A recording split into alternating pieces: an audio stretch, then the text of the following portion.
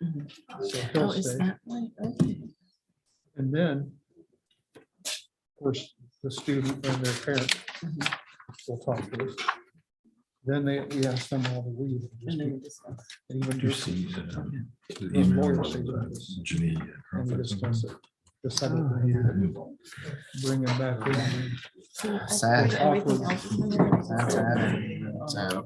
It's probably really awkward for them out in the hallway when And it's kind of like two sides of the Sparse crowd. Right. kind of waiting. We got Temperature. Phillips. Area. So what? Not gonna get lost in the sea of people out there. When I went to the state, we Yeah. had a pool here. Welcome. It's June 20th, 2022 at 5:30 PM. June 20th? January. Sorry, January 20th. We'll ahead. Meeting of the Southeast Polk Board of Education. Karen, could I get roll call, please? Brett, Here. Chad, Here. Bridget, Here. Tom, Here. Lori, Here. Whitney, Here. Rick, Here, All right, we have a quorum. On to letter B, agenda adoption. Dr. Lupnick, do we have any changes to the agenda? no, Motion to approve the agenda. Second.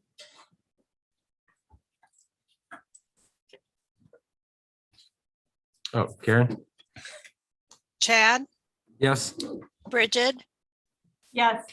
Tom, Yes. Lori, Yes. Whitney, Yes. Rick, yes, Brett, Yes. All right, district vision and mission. Whitney, would you like to read that for us? Yes. Southeast Polk Community School District, learn, lead, live. Success for college, career, and civic life. Engage all students in learning a challenging curriculum delivered through quality instruction. Thank you. All right, we're on to letter D, public comment. This is the opportunity for the citizens to participate and share with us whatever they like, whether it's on the agenda or not. In order to participate, citizens need to complete a public comment card, which we have in the back of the room, and provide those to superintendent or board recorder. If an individual wishes to address the Board of Education, time is limited to 3 minutes. Any group will be limited to 5 minutes for a representative. The board president will recognize these individuals to make their comments at the appropriate time. When addressing the Board of Education, state your name, group name, if applicable, address, city, and if there's an agenda item that you're wanting to address. Do we have any cards submitted? Okay. All right. We will move on. Motion to approve the consent agenda. Second. Karen? Bridget, Yes. Tom, Yes. Lori, Yes. Whitney, Yes. Rick, yes, Brett, Yes.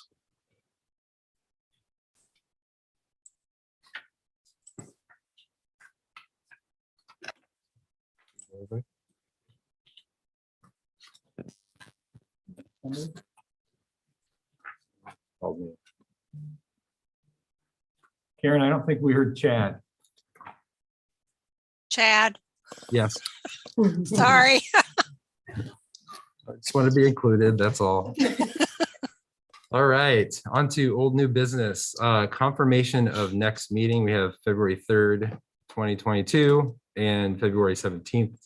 Motion to approve the confirmation of the next meeting. Second. Karen? Tom, Yes. Lori, Yes. Whitney, Yes. Rick, Yes, Brett, Yes. Chad, Yes. Bridget, Yes. All right, letter B, School Budget Review Committee, SBRC, approval for special education administrative costs, Woodward Academy. Do we have a motion? Motion to approve the recommendation for the school budget review committee. special education administrative costs for Woodward Academy.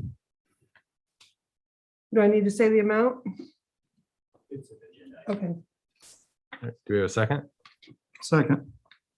All right, any questions, discussion? It's something we do every year.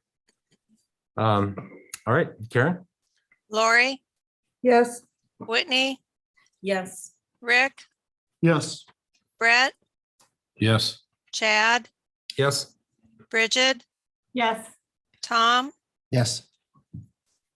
All right, letter C, School Budget Review Committee, SBRC approval for additional preschool funding. Do you have a motion? motion to approve. Second, Second. Mr. Pecom? Very quickly, good evening, board. This is something you won't see every year. This is money that is coming through the state's office, the governor's office, to provide 2 school districts for additional funding, additional authority and money tied to it, which is one of the only times I've known of in the same year for a preschool program. So 119,245.50 is the offset, the increase in preschool age children attending Southeast Polk this year. Any questions? Do you know how many children this will, I'm sorry, I'll wait for you to come back. I told you I'd give the question for you. Do you know how many children this will impact? Will it be It's going to impact the entire preschool children that are involved with the preschool program. So in this case, just like with ESSER funds that we have currently through our other pots of money, we can supplant the cost we have now. So look to probably have preschool carryover dollars, which we haven't really had in the past, for the next year out of our regular preschool dollars. Okay, thank you. Anyone else? Authority and money, sounds pretty good. Karen? Whitney, Yes. Rick, Yes. Brett, Yes. Chad, Yes. Bridget, Yes. Tom, Yes. Lori, Yes, All right, on to letter D, Budget Guarantee Resolution fiscal year 2022-23. Do we have a motion? motion to approve. Second. Any questions on this one? It's something that we also kind of do every year preemptively until we know whether we need it or not. We usually don't, but do you want to add anything? Okay. Okay, Karen? Rick, Yes. Brett, Yes. Chad, Yes. Bridget, Yes. Tom, Yes. Lori, Yes, Whitney, Yes. All right, letter E, Audit Approval. We have a motion. motion to approve. Second. All right, Mr. Pecon? Good evening again. The audit, we call it the annual comprehensive financial report, has been issued. And you should have those audit books in front of you. Online today is Mia Vermelt, one of the audit partners that we have from Bonsack Vermelt, and she has a short presentation regarding the audits. Hi, Mia. Good evening. Can you hear me okay? We can. Okay, I'm going to share my screen so you can see the presentation. And let's see. We turn that up a little bit. Okay, well, it's a pleasure to be here tonight to present to you the year-end audit for June 30, 2021. And as Kevin mentioned, I am keeping my comments at a summary level, but I'm certainly happy to take any questions. So the first screen is the report card, if you will. We have 3 results to report to you tonight. One is the Yeah. financial state. Yes. Will you make sure you're sharing your screen, please? Oh, sorry. What I had. Share screen. I'm sorry about that. Does that work now? Yes. You can see it okay? Okay. Sorry about that. Okay, here we go. For the financial statement audit, the unmodified opinions were issued, which is the clean opinion, the highest level of opinion, so that your financial statements are following all the required accounting principles. For the government auditing standards audit, which is an audit over internal controls, where we understand how transactions are processed and the controls to ensure proper reporting of those transactions. There was unmodified opinions. There were no findings to report. As well as in that government auditing standards audit is audit of compliance with laws and regulations. And again, an unmodified opinion, nothing of significance to report. We usually at this time also report on the federal single audit. And due to the delayed guidance from the federal government, which came out, I think the last week of November or the first week of December, for the Education Stabilization Fund, which we're commonly referring to as ESSER funding or GEAR funding. That guidance was just recently issued. And so single audits were required to be delayed until that was available. We just completed that actually yesterday. And so the report is pending, but I can report to you tonight that there are no findings. So again, unmodified opinions for the single audit as well. And in terms of required communications, I am required to let you know that there are significant estimates in the financial statements. They are the same that you've had in prior years. The other post-employment benefit is a benefit to the employees for being able to stay on the district's insurance program when they retire until they reach age 65. It's a state statute requirement. And if you want to look at the particulars of that, that's in note 7 to the financial statements.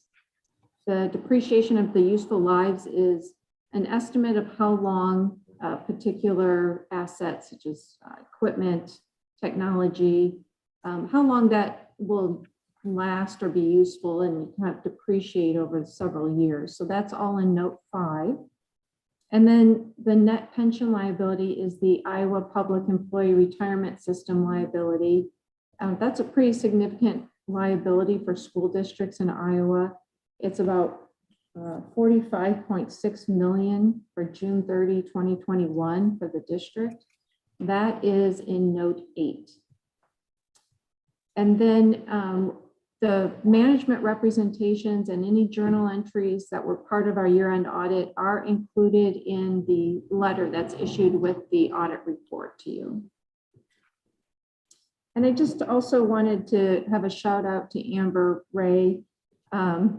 We had to turn around the single audit pretty quickly, and she also was key and instrumental in providing us the information for the year-end audit. And as you can see, there were all good results to report tonight. So now I'm going to move just to summary comments on the financial statements. This is a comparison of revenues for fiscal year 2021 to fiscal year 2020. And total revenues increased about 6.3 million to 104.4 million. And that's compared to 98.1 million in 2020. Just some highlights here. The property tax increase that you see between fiscal years is due to the increases in assessed valuation. We actually had a rate decrease of about 1%. The other local revenue, you can see, is a decrease from 11.6 million last year to 10.3 million this year. That's largely the impact of COVID-19. You'll see student activities had some decreases. There's decreases across the board in gates, fees, fundraising.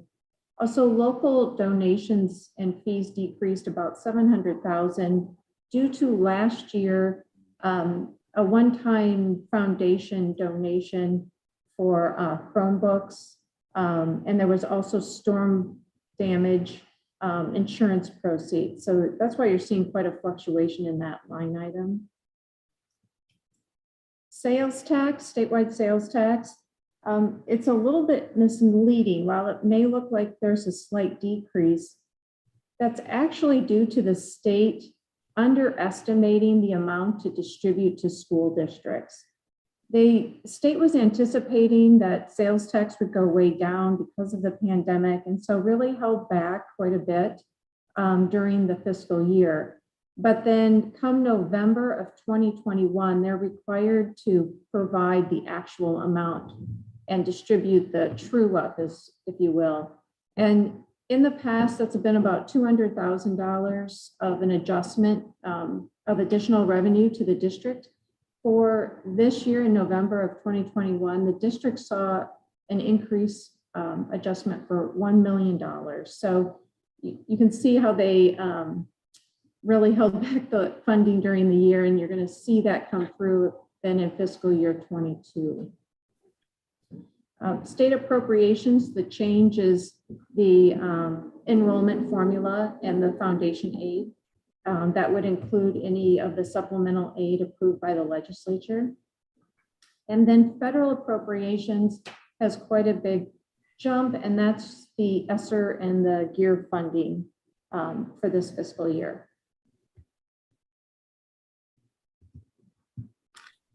For expenditure comparisons between fiscal years, there's also an increase.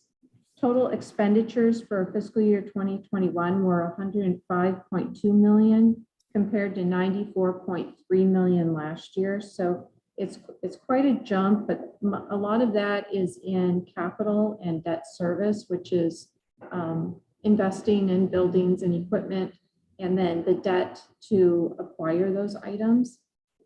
If you look at just the operation type activities, the instruction and support services and non-instructional, that increase is about 6% from the prior year. The increases are going to be due to a few items. One is operationally, payroll is your largest cost, and compensation package increases were planned to be between 1% to 3% for fiscal year 2021.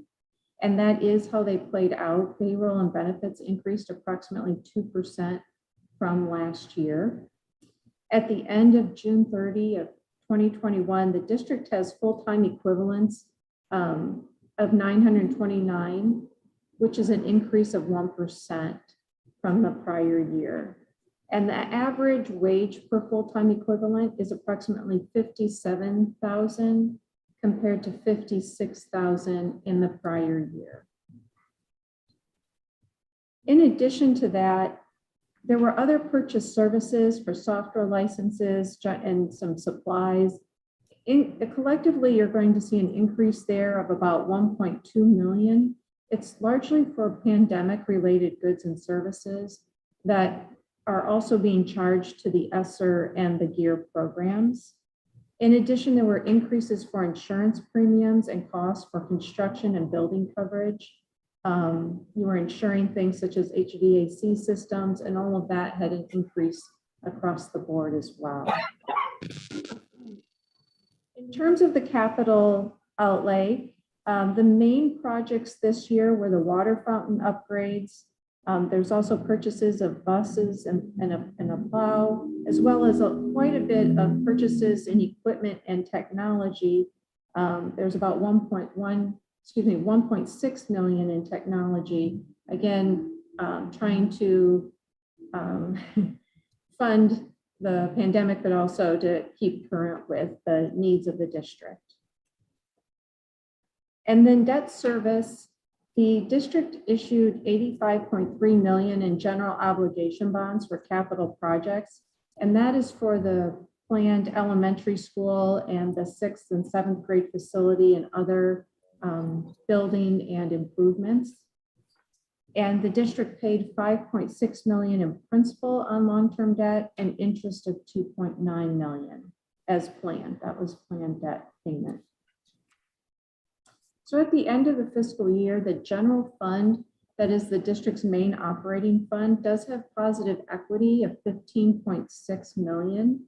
That represents about 67 days of operating costs. which is in line with the recommendation from the government finance officers that it be within 60 to 90 days to ensure that you have an adequate reserve in the event that revenue streams are delayed. So, any questions? So we don't have to fire Kevin? Not for the audit. No. All right, fair enough. Thanks, Mia. Thank you, I appreciate it. And thank you, Amber, too, for your help with the process. Yeah. Any other questions for Mia while she's on the call? I don't think so.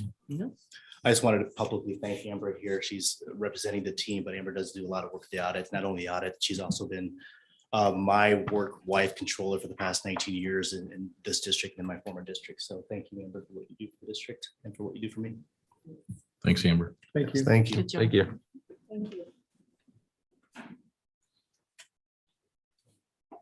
Karen? Brett, Yep. Chad, Yes. Bridget, Yes. Tom, Yes. Lori, Yes, Whitney, Yes. Rick, Yes, Letter F, staffing addition. Do we have a motion? motion to approve the staffing addition. Second. Did you want to pop an overview? Sure, I kind of went through this at our last meeting and then sent something out to you in between, but just did want to just kind of reiterate that this will come back as part of the phase 2 of staffing for next year, but this is something we'd like to move on immediately due to the needs that we have. I think it's great. I think it's addressing our safety needs. I know that's a topic for later, but anything in this category is wonderful. We need not only this, but more. So I did have a question. Were we, the crossing guard at the tunnel, is that, that's a temporary, not, it's a part-time position? So Yeah, not a it's about an full-time hour in the equivalent? morning and an hour in the afternoon. Okay. And are we extending that to somebody who's already working? That's probably how it will work out. Yep. Okay.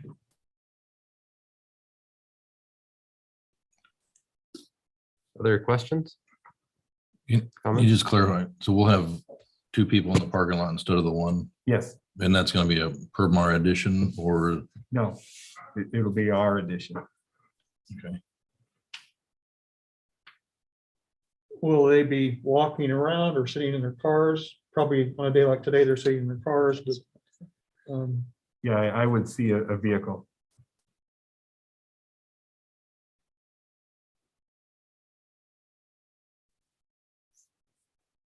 So is there a cost of that vehicle included in this estimate or no? Not in this estimate, no. Okay. No. I mean, that could be a gator or something that we Right. already own.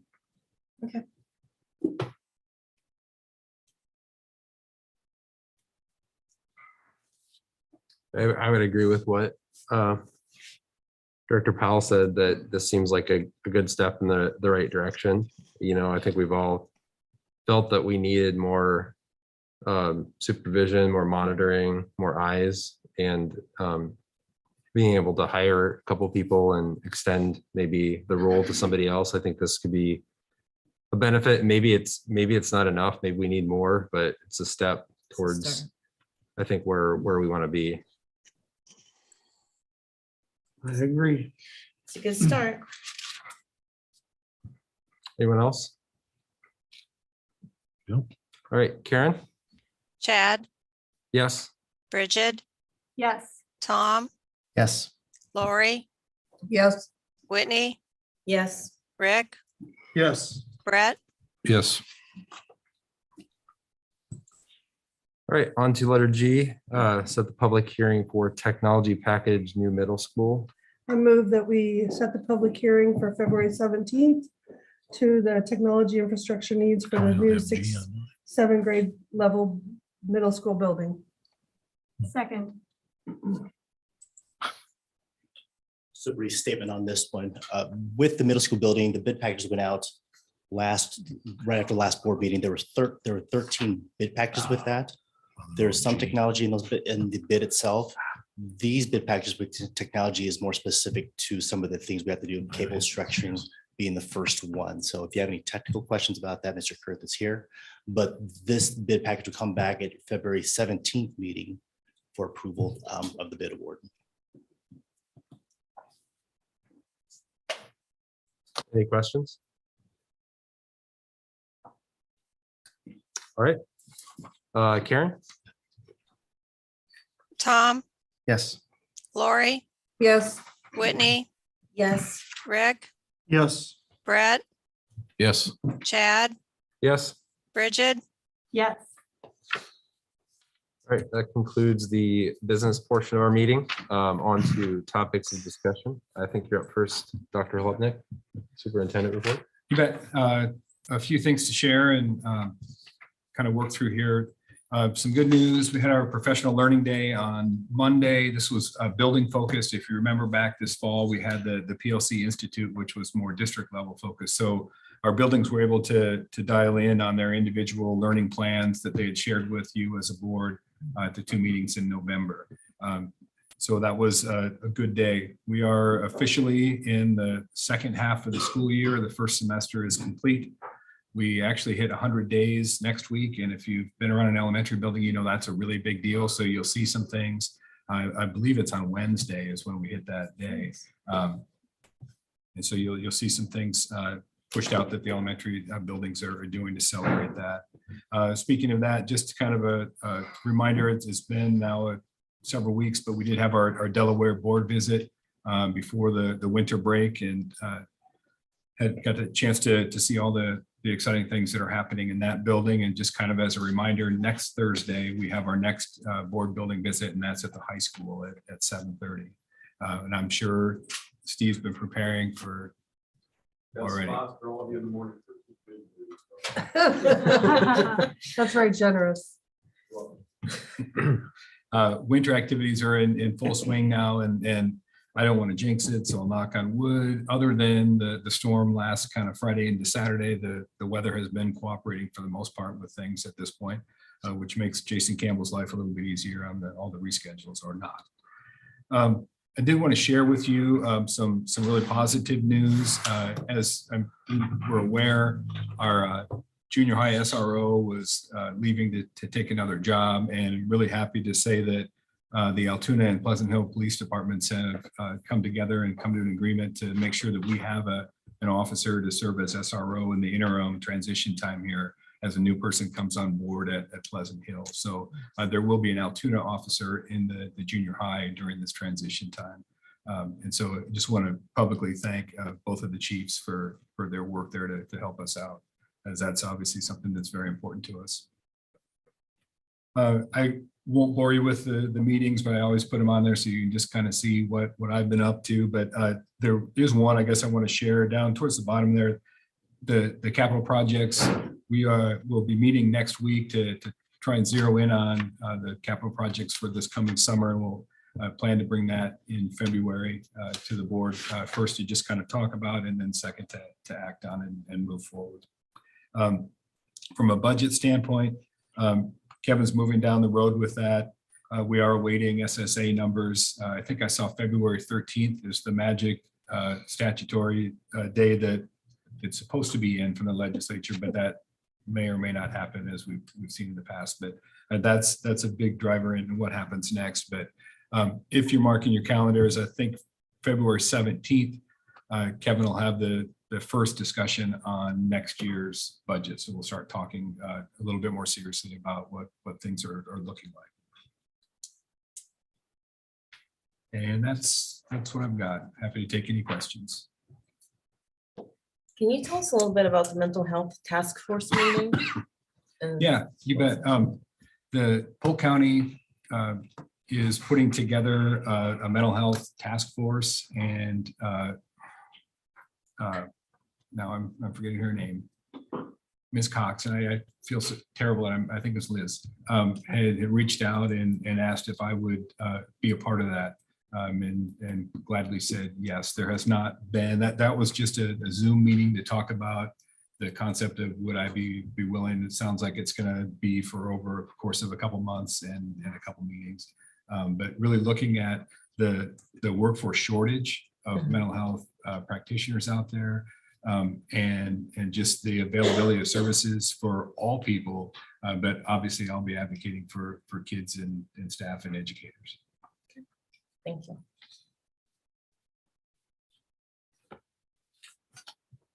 Right, anyone else?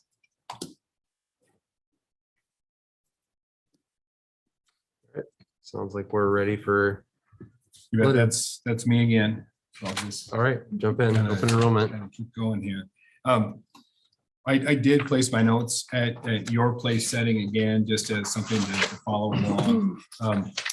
And there are also some attachments in the agenda. But open enrollment, as you know, is a cost-free option for parents or guardians who reside in one Iowa district to enroll their student in another Iowa district. It's governed by Iowa Code 282-18. The full open enrollment handbook is attached to the agenda. That's from the Iowa Department of Education, published each year. It's got everything you'd ever want or need to know about open enrollment in there. I promise not to go through all of it. I do want to hit some highlights, some common topics, but not go through an exhaustive blow by blow there.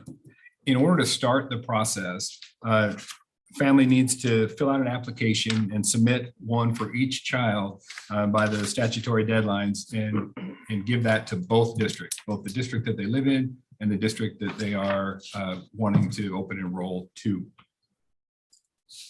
Those statutory deadlines are roughly, March 1 for the next school year for first grade through 12th grade students.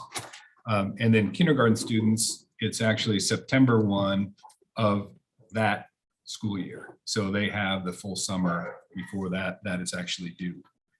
Preschool students do not technically open enroll, although in some cases with early childhood students that have IEPs, there's some open enrollment involved in that, but in general, they don't. The way the Iowa law is written, a preschool student can attend in any district in Iowa, as long as their space in the district allows them to enroll because of that space and whatever rules the district has.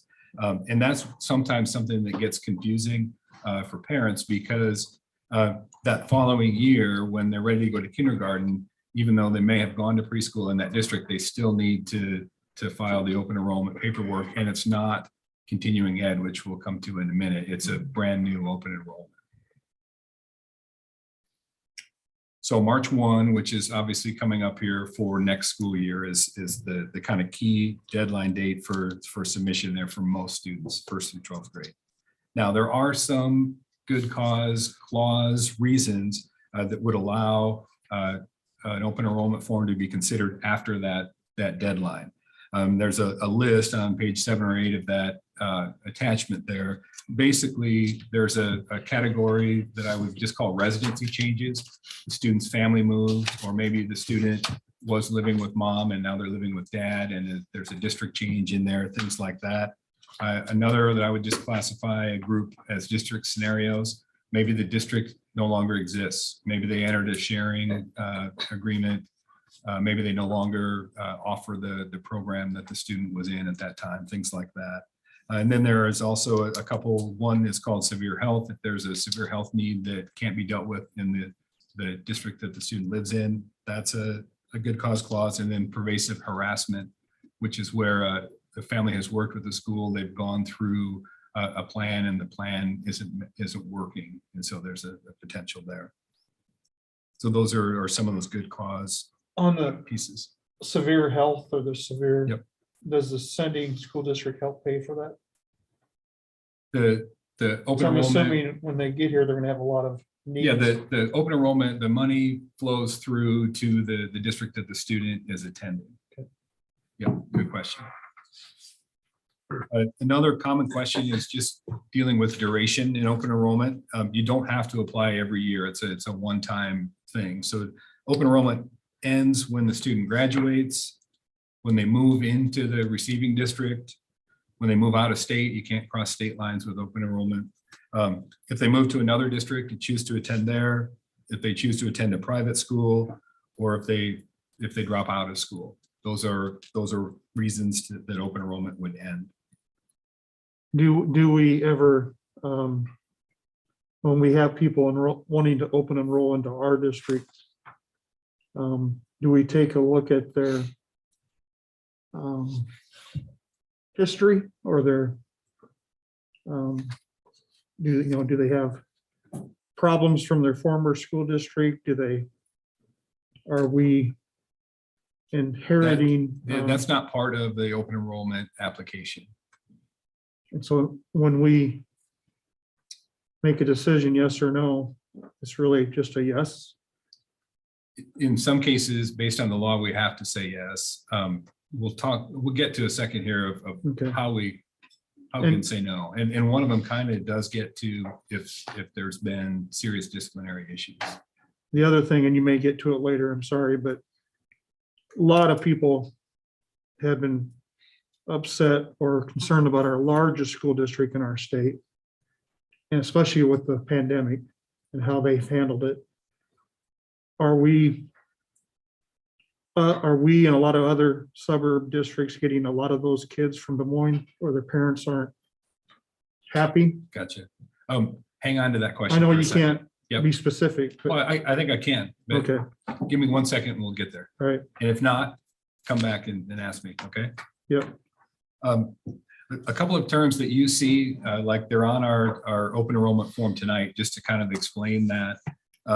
One of them is continuation or continuing ed. And what that means is when a resident student, let's say a Southeast Polk student, moves out of the district, but they file open enrollment paperwork and want to stay here, that's continuing ed, and we must accept them because we are already educating them to begin with. And then sometimes you see that open enrollment has been rescinded. And what that means is a family that they choose to attend the resident district. They no longer want to open enroll into another district and utilize that. In that case with rescinding, it's final. So once that decision is made, they would have to start the whole process again if they wanted to open enroll. It's not like you could say you rescind and then a month later we want to come back and just come back automatically. It doesn't work that way. You have to go through the whole process. So once the family stops the process, it's stopped. Yes. Okay. Yep. And then another thing that sometimes is on there is the junior senior rule. And that says that if an 11th or 12th grade student moves out of the district, they may finish in that district and they don't have to file any of the open enrollment paper. There have been several law changes to open enrollment over the last year. Some dealing with athletic eligibility. In the past, with an open enrollment situation, it was automatically, no matter what, a 90-day period of ineligibility at the varsity level. There are some now clauses that change that depending on the scenario. There's several of them, so I won't go through that. There were some changes to transportation assistance in open enrollment. Transportation becomes the parent's responsibility. But if they're in a district that is contiguous or boundaries touch, there are some scenarios where they can apply and receive some financial assistance to transport their child to school. So that'd be like if they're like on free and reduced lunch. Yeah, it's on, yeah, there's a chart in there that Kevin gets to work through and figure out. Yep. Is It's it, based on, yeah, socioeconomics. is it true that if I can get my child to the boundary to a bus stop, they can ride? Sometimes if wherever that route is has space. So it's just dependent. And sometimes that can work out, sometimes it can't. So you mentioned if they're on the free and reduced lunch schedule, you also spoke about if the boundaries are touching. So if Yes. the boundaries aren't touching and they're on the free and reduced. Doesn't matter. Then they don't- Transportation assistant, it's not, Okay, it's not, the law that says, yeah. So if you lived in Van Meter, that you wouldn't be eligible for transportation assistance to Southeast Polk. okay. Dirk, Yes. but if they do ride our bus get to one of our bus stops, they do pay that transportation fee. Gotcha. And that's $1 a day. Yeah, I think it's like $180. It's $90 per semester. If we have room for them. Couple of other things. Legislature expanded some of those good cause clauses that we went through before. And then also, Rick, as you were talking about the elimination of the voluntary diversity plans, Des Moines being one of those. And I'll hold off for a minute here. Talked about denial. If we, or if the board has a policy on insufficient space, then the board can deny an open enrollment based on space. We have two policies that touch on that. 501.15, just the general open enrollment policy, mentions the insufficient space. And then 60609 is our insufficient classroom space policy. So we can and do deny open enrollments based on space.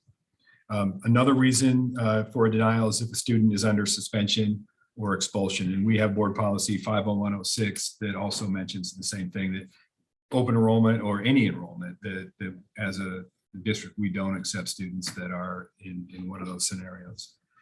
If the district was not able to provide special education programming, or if the application was filed after the deadline with no good cause, those are other reasons to deny. So just to confer, you said we don't accept them if they're currently under suspension. Right. We don't look at how many suspensions they've had prior. We don't have that information. It's like I said, it's not part of the open enrollment application. Is it against the law to ask that? Or just since it's not part of the application process, I'm guessing the state probably look, even though it's not really Yeah. verbal, more or less than. Yeah. Could we ask? I mean, can I call up the principal?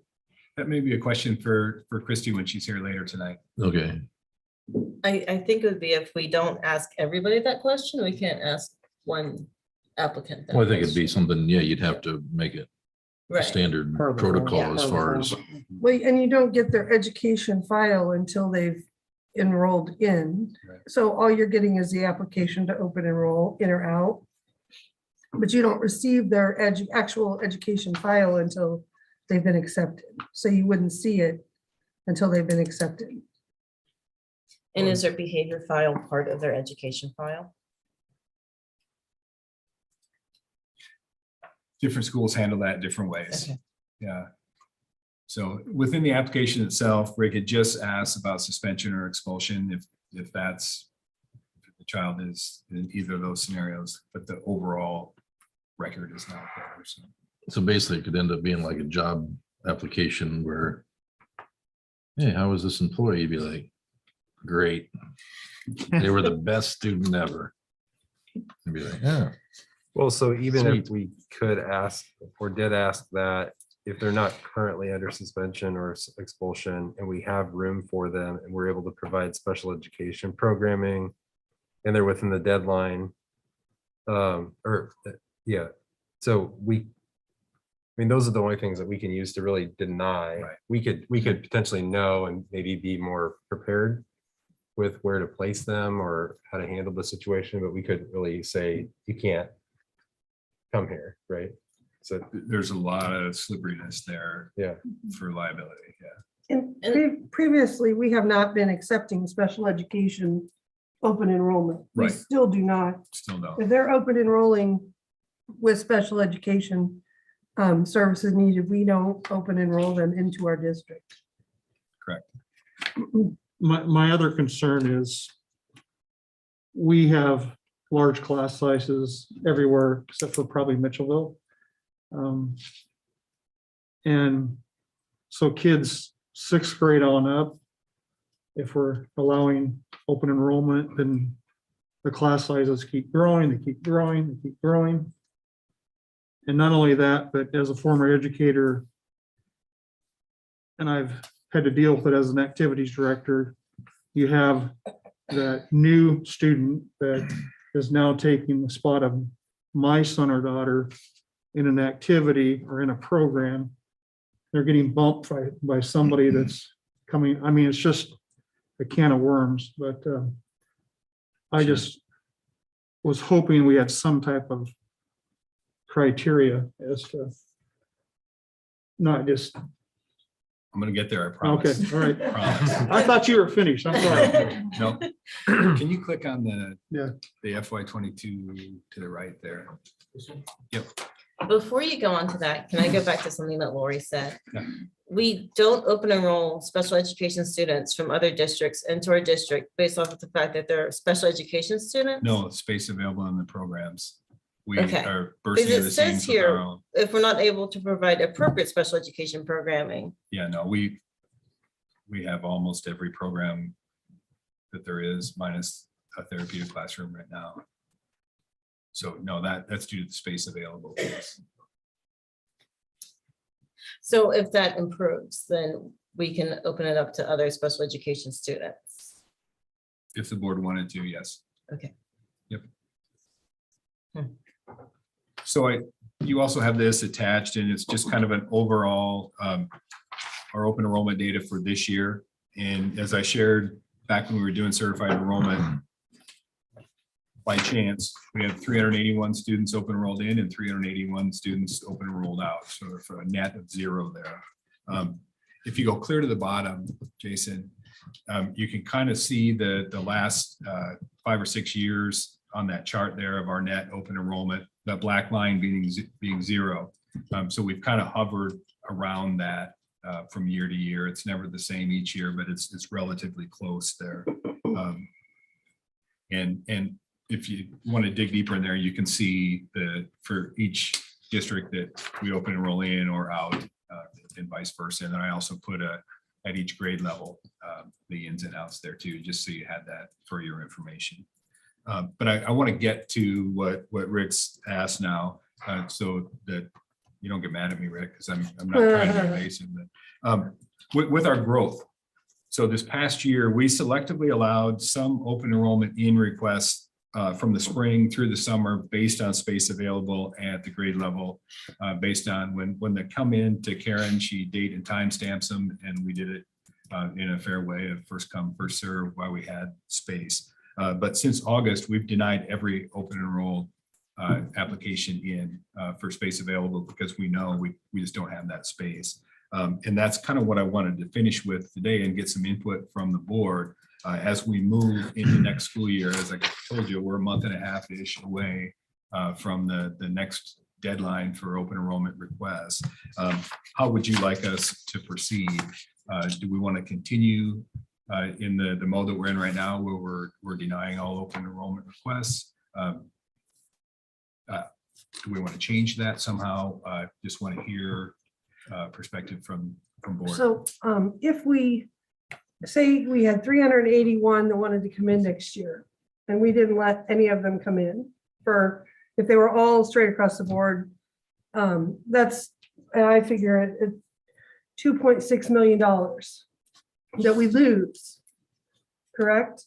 Can we afford to lose that 2.6 and not have any more come in? Say if we did it for a year and saw how it went. I don't think you're gonna have 381 go out though, because that's just what the numbers have been fluctuating. I'm just using a ballpark number. Well, that's So a bad if we number. completely closed it next Freak year everybody out. and said nobody else comes in, financially, We have to add teachers. We allow them all in. well, no, I'm saying don't allow any of them in. This means I can try to answer that. Thank you. With the money, the revenues not being there for those students, depends on where those students sit, right? What grade level, where they're at as far as the school. Would we be hiring an additional teacher just for those open enrolled students? Probably not. So the incremental cost to us with not having those students, not knowing where they're at, I can't answer that for certain, but those costs certainly could be spread out if there are additional staff who hire specifically open enrollment, which I don't think we may or we may not, depending on the grade level. So like if we left the door shut now, and we don't accept any open enrollment, you would expect still increasing costs and money we wouldn't be receiving. Correct. We really wouldn't hire any additional staff. I'm just saying if that were the case, if the 381 students were spread across the district, not requiring additional staff, the incremental cost isn't as great, but we're not getting that revenue, right? We're not getting that I want to 2.6. make sure that we're all speaking the same language here Yeah. too, because the 381 students, those are our total students. A good chunk of those have been here for 10 years. It's Right. not Sorry, that's like a they're gonna all of a sudden. terrible Right, number. up and leave. So they're not new. Right. So That's what, just the total number that have open enrolled to us and How are many with new us right now. students have we gotten? Do we have that number? Or how many have you rejected since August? Or how many have we I would have to gotten? have Karen Yeah. dig into that, and she's listening, so Okay. hopefully she's taking that note. see, I think that's a better number because when you look at what we've received, whether we accepted them or not, we've obviously done okay by not having new ones come in since August. So, I mean, and part of this is, and then correct you, I know you'll correct me, that I'll call it the savings, our savings account. So even though our savings account is supposed to be used to get us through because we don't get that money until the following year, can we use that money to help fund that shortage? We have a fund balance. Yes, we have the fund balance. We have our solvency ratios of which we've increased through time here. Again, just to be certain, we're talking about the same thing as Dr. Lupping said. That is, if we're not accepting open enrolled students, whatever that dollar amount is, that's money we're not getting. Correct. Not knowing where those students go depends on, that's the incremental cost piece that we don't know. Right. I think something to think about is the students are not revenue for us. I know they are, but we shouldn't really look at it like that. And we also have the fact that we do have students coming in because we have new children coming into our system just organically because they live here. So do you know what that number is? Do you have an estimate of what that number might be next year? Is that going to offset the 50 newly open enrolled students? You're talking about certified enrolled. Yeah, Right, yes. potentially. I mean, I think you can almost right now throw out the window all of our growth projection data just because of the Right, pandemic. But I mean, right. roughly it's about 100 students a year is what we would kind of say for new enrollment. Okay. So if that helps answer. Yeah, I think if we focus on taking care of the students that we have and that we know that are coming in, I don't think we need to be terribly concerned about losing 50 open enrolled students that may or may not open enroll, or whatever the number is. So. just Yes, definitely would be nice to know what that number is of just, even though it shouldn't be financial, it does impact what we do every day, not having that money when you're not even. However, with getting ready to build the middle school, it would be interesting to see what kind of just go in with no open enrollment until we can adjust. Maybe just look at each year and just say, all right, financially, this is what it's doing. But our class sizes are, maybe we're maintaining our elementary classes, high schools kind of per class. I mean, you kind of dictate so it's hard. Is it easy to say we're crowded? I mean, would you say we're overcrowded in the high school? I mean, because We're building. you can't, it's not as easy to say that at the high Right, school, even though I know we are. Right. But when you look at a class size, when Joe gives us these sheets, he sits there and says, oh yeah, we're 28 in this class and we're 25 in that. It's not as easy at the high school because of the. Right. The number of kids in that grade. That's how Yeah. ninth graders, yeah, 10th graders, yeah. Next year's ninth graders and this year's eighth graders. So you can do a little projection. Yeah. Based off graduating senior day. Everybody else. But it's not as easy as looking at the elementary one and saying, oh, we want our class, because when families look at it and say, our class sizes are, Lori even put a post out there, our average is 21, was it? Yeah. 21. But when you look at it, well, my kid's class is 28, and we try to set those magic numbers of what's kindergarten. I'm not gonna put you on the spot, but I am. 20. Yeah, 20 would be what we want, but sometimes we end up with 25. So I think if we could try to watch that for the next couple of years until our middle school is built, or year by year, however we want it, I'm for that. Yeah, I But think it but should be a year by year situation based on how we're doing enrollment wise, but I also, it is our revenue stream as well, and you have to pay the bills, so you can't just not look at it as money per child, because that's what it is. That's how we pay the bills. That's how we pay for teachers. So, but yeah, I'm interested to see how many we don't accept from August this year through the year. And then just not accept any new open enrollment in this, or March, I guess, that's coming now. You know, and I don't, and even going back on the question of checking in on these people that have passed, I don't know if it's, the numbers aren't outlandish. It's all, you know, you always have that 1% that's going to cause havoc for the rest of them. And that's what we see.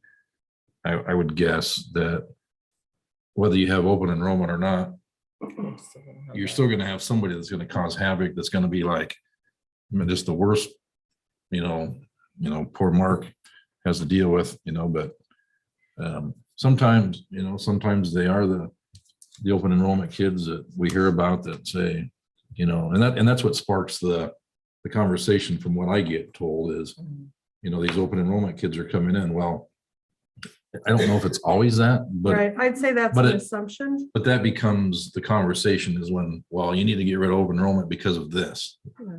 I don't know if that's necessarily the direction we need to go. I think because our school is growing, we really have to monitor what we're doing.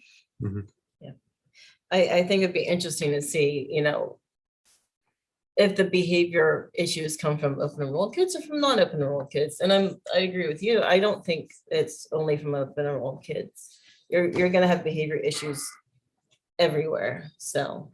But I do like the idea of looking at past history so that we can be prepared for what's coming in or not coming in.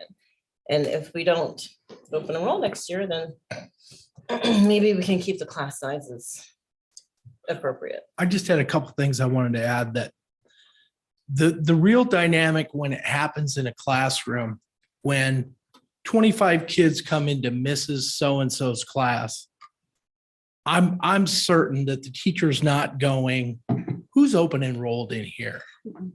Because when they come here, they're ours, Yep. period.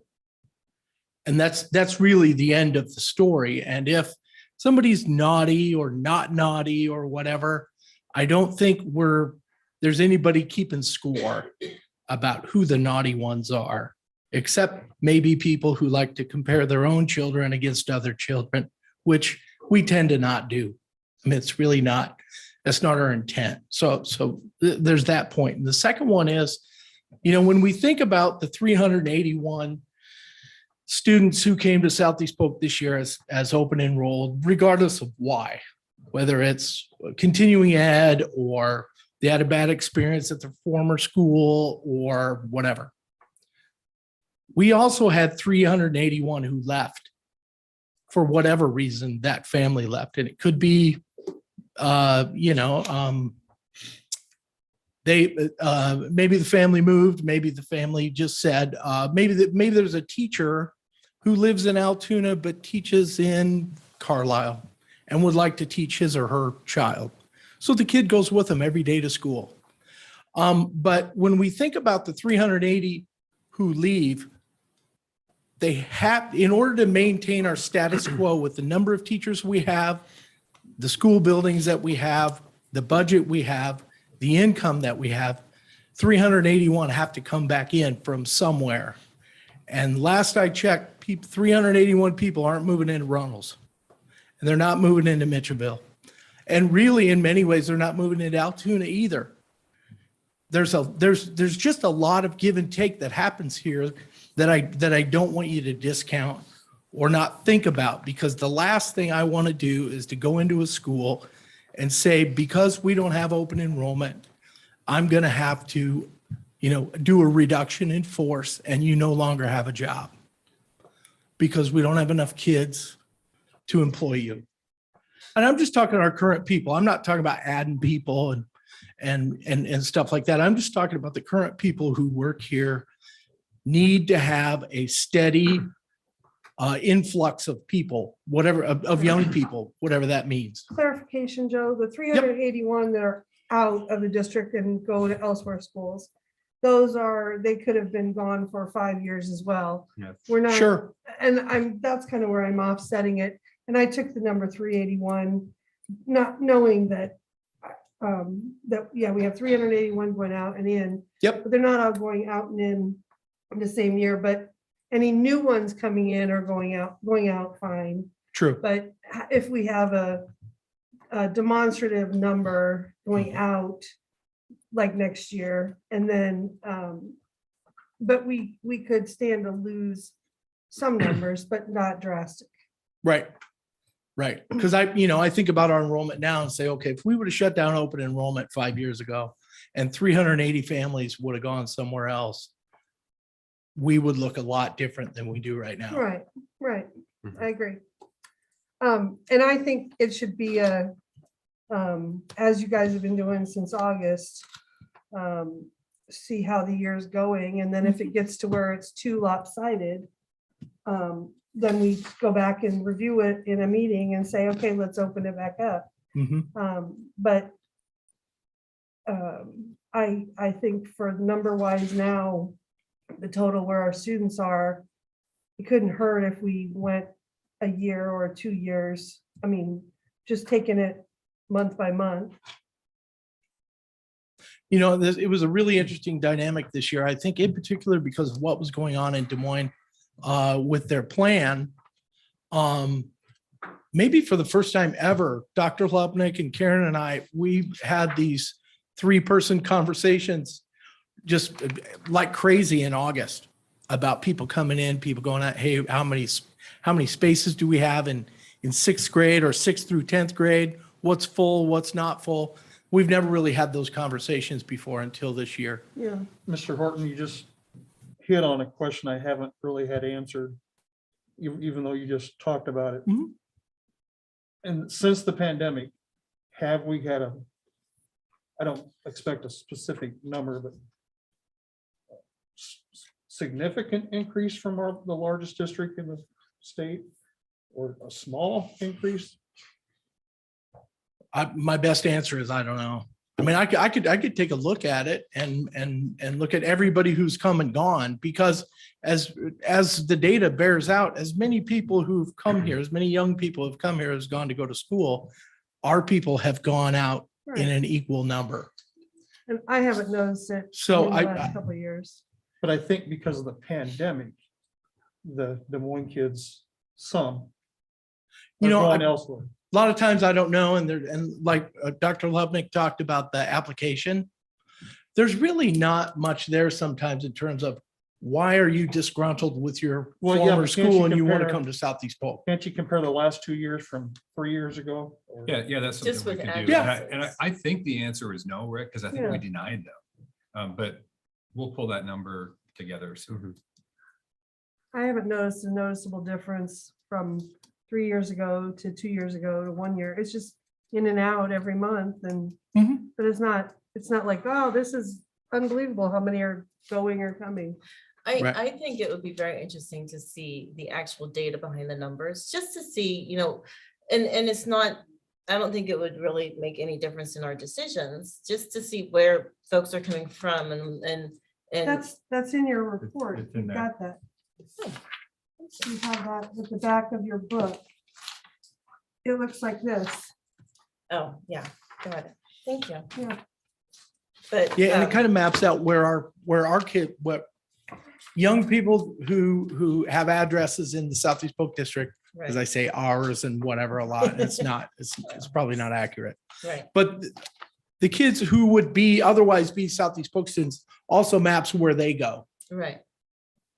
So it is I kind of just think that's interesting interesting to see. where families choose to go. And there are times when I go, why would you do that? I don't understand that, but I don't understand their family situations. And Right. I think they go there because that's what mom and dad think is the best thing to do. Yeah. Not as stressful. Yeah. I think we're in a very growing district. I mean, if you look at all the building and the developments and everything we have coming. I mean, we know the numbers are coming. I mean, our developments are coming. So, and the fact that, I don't know, would you say the high school is full right now, Steve? I mean, it's just, we know we have this wave coming and we've watched our grades go from kindergarten, first, second, and how they kind of, the numbers increase as we go along. That's whether that's people moving in, because we're not going to get all newborns that stick with us from K through 12, right? We're going to inherit ones that are third, fourth, fifth, sixth. So I don't know, in a growing district and we're already kind of like bursting at the seams. I think it's not a bad thing to say, hey, we close down open enrollment. You can close open enrollment, but open enrollment's still not closed. We still have plenty that come in with addresses in the district, right? That don't really live in the district, but you know what I mean? So it's not, there's always workarounds as far as getting there. And we're still getting kids that way, as far as kids that are. You know, moving in. I guess over the last 10 or 11 years, I can remember years when without open enrollment, we would have been upside down. Right. You know, where we would not have grown despite, you know, whichever new neighborhood comes in. Because some neighborhoods fill up and there aren't any kids in them. That usually never really happens, but sometimes you don't get as many students as you think that our demographer estimates too. Like those apartments by Clay, they didn't bring any kids into the district. And they thought that they would, and they didn't. And there's I a think it should formula be- that they use. I The think, apartments I by think Clay we didn't should bring be kids in? Are flexible you with kidding me? it. And, you know, something that the Chamber of Commerce was talking about is that there's supposed to be 5,000 new single-family homes coming into the Altoona area in the next couple of years. And so if we just guesstimate that maybe 50% of those families are going to bring kids in, I think it would probably work out for our benefit that we're going to have kids coming into the district. Even with us having kids leaving the district through graduation and through exiting through open enrollment. So, I mean, it is coming and it is something to look at. Sure. And it's certainly something our demographer looks at every time. Yep. And they're usually within, I think his percentage is he's within 2% of being right on the mark on average. But then you go, okay, well, 2% of 7,000 is half a school. So you go, okay, great, 2%, but 2% is a lot Yep. when you have that many students. So, Oh, sorry. no. I was gonna say, do you know how many high school students we've gained, like since September 1st? No, but I could pull out I mean, 'cause that'd those be interesting numbers too, that I right? give you 2 As far times as a like, month. since we've It'll been be denying right open there if you want to enrollment. do the math, find the one from September, or I will. I'll send it So we to had you. some open enrollments, like the September 1. Like even showed some, but- in the last 2 weeks, we've had a number going actually down at the high school. I think 10th grade went down. Maybe 10, 11, 12 went down. I can't remember. I know there was at least 2 grades where I went, wow, that's 7 students in 2 weeks. That's interesting. Yeah. But The main yeah, I thing can is- give you the September to now numbers. Well, I'm just looking, it's more, I'm just scared of next year. I mean, now it says 143 students that we're gonna be plussed in the high school. Say that again. The number of kids we have coming next year in the high school, the Oh, 143 yes, more. from 12th grade going out and Yes. 8th grade becoming Right, 9th grade. and that's kind of like where I'm looking at foresight going, Mhm. we're watching this wave, but then we're still kind of feeding the wave as it goes, and it's just, Mm-hmm. it's gonna eat us up. So that's why I'm Sure. just worried Yeah. saying, hey, we I- can control, and they go. I can't. Yep. I can't recommend accepting high school open enrolled students right now for next year. I mean, yeah, when you look at that 8th grade class that's coming yeah. in the space. that we I keep have. thinking, where are we gonna put 143 kids in that building? Did you say that grade level is one of the features that you look at when deciding to enroll or not? Like, say, we have an 8th grader wanting to open enroll, we could deny them, but we could take, say, a 1st grader. Mhm. Okay. Yes. I guess piggybacking on top of that, you know, we probably can't accurately predict what this, you know, sheet of students is gonna look like next year, because, you know, you assume second grader is gonna go to 3rd grade, but they could move out or things could change. My hope every year is that it stays the same. Yeah. And I've been let down 11 times in a row because it never stays the same. So are we able to say, let's pause on it to manage growth? But once we know what these numbers are, like as students are enrolled, could we hit a certain point where we could say, okay, now if there are additional open enrolled students and we know that Mitchellville has room for their grade level or Mhm. Reynolds or wherever, like, That's exactly what we do every year, this year more intensely than ever. So yes, but it sounds like what you're asking for right now is kind of the board's direction or philosophy behind where we're at right now with growth. And I mean, really, to me, that's the crux of this thing. It's not whether do we want to keep people out. We don't want to keep people out. Like, kids need to get educated, but they live in Altoona or Mitchellville or Des Moines or wherever. And we want to welcome them if we have room and we can provide that education and we're able to manage that. But it's really managing that growth. If we know every year we're potentially adding 100 more students and the high school's starting to get to that point where it's uncomfortable Mhm. in size, and we've got a couple of years before we have that 6-7 building to really alleviate things. Once we get that probably a whole new picture of Yes. open enrollment capability. So we've talked about not allowing kids to come in, but we can keep kids from open enrollment too. We don't have to release them, do we? Yeah, there's absolutely nothing we can do.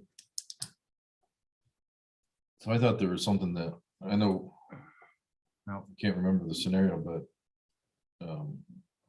whether the school would release them was a question that has come up in the past. The only time where that would become an issue is if it was Closed. outside, yeah, if it was past a deadline, Okay, all right. because there is a scenario where if both districts agree outside of a deadline that it could still happen. Okay. So if we have obviously 100 kids, and I know we've talked about it, but obviously to make good decisions, we need to know what are the number of open enroll we had out of that 100 extra this year. Because if we're, that's the tough thing is we look at it too much as a financial thing because, well, if we don't have that money, we're gonna have to lay teachers off, which, I mean, we talk about trying to level our class sizes out and, do more for our students. And we're already talking about having to lay people off, which don't appreciate that conversation because we're trying to have a conversation about whether we do this and then we're gonna have to lay teachers off. We're putting fear into people's minds out there.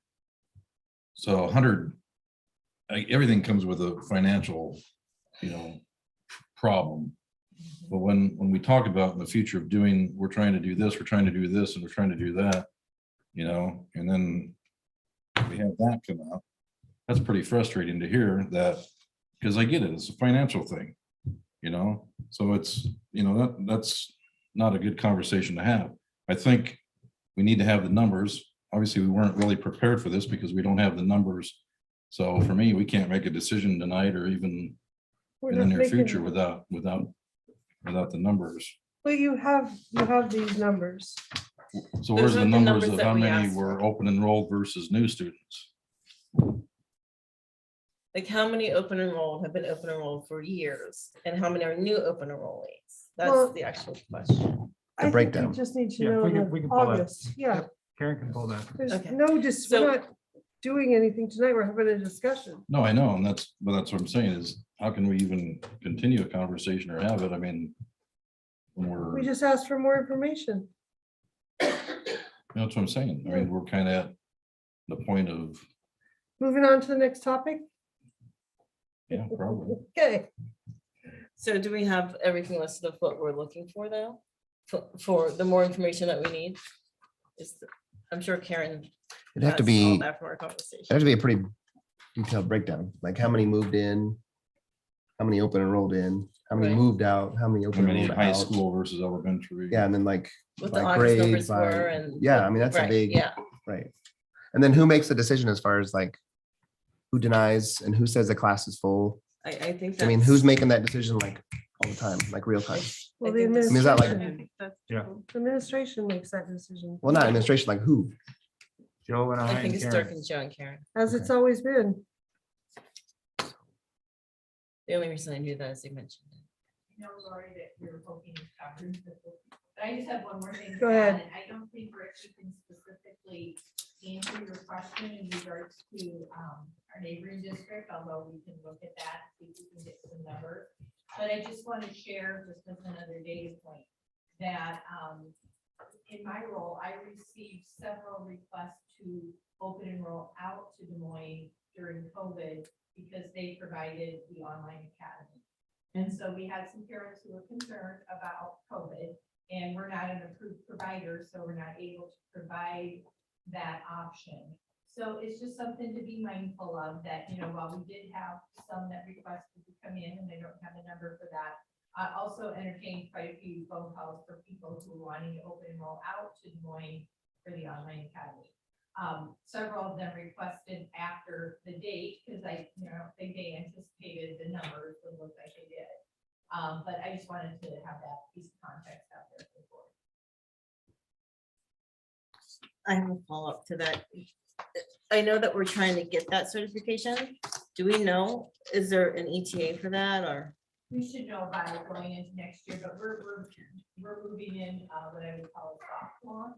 So I don't think we are starting with our ingenuity courses at the high school, and then would, as we develop more of our own classes, because we think those are better, then we'll have a fuller academy, so it will be an option, but for future planning, yes, that will be an option. Okay, thank you. Okay, any other final thoughts, questions?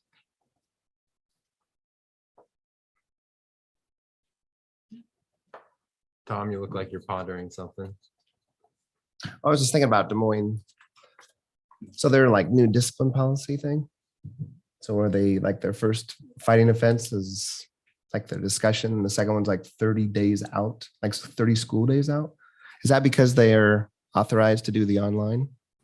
Is that how they're getting away with like putting a kid out for 30 days, like out of? The options that they put in their disciplinary plan, that they would spend that time in an online rather than in school with kids. Okay. I don't know if that's how they're able to do it, but that's how they're. That's how they have it set up. I know. So that would be like, would that'd be under like almost like a suspension then, right? They'd have to qualify that. So they wouldn't be eligible to open and roll out or whatever, because they'd still be under. Okay. All right, gotcha. Okay, anyone else?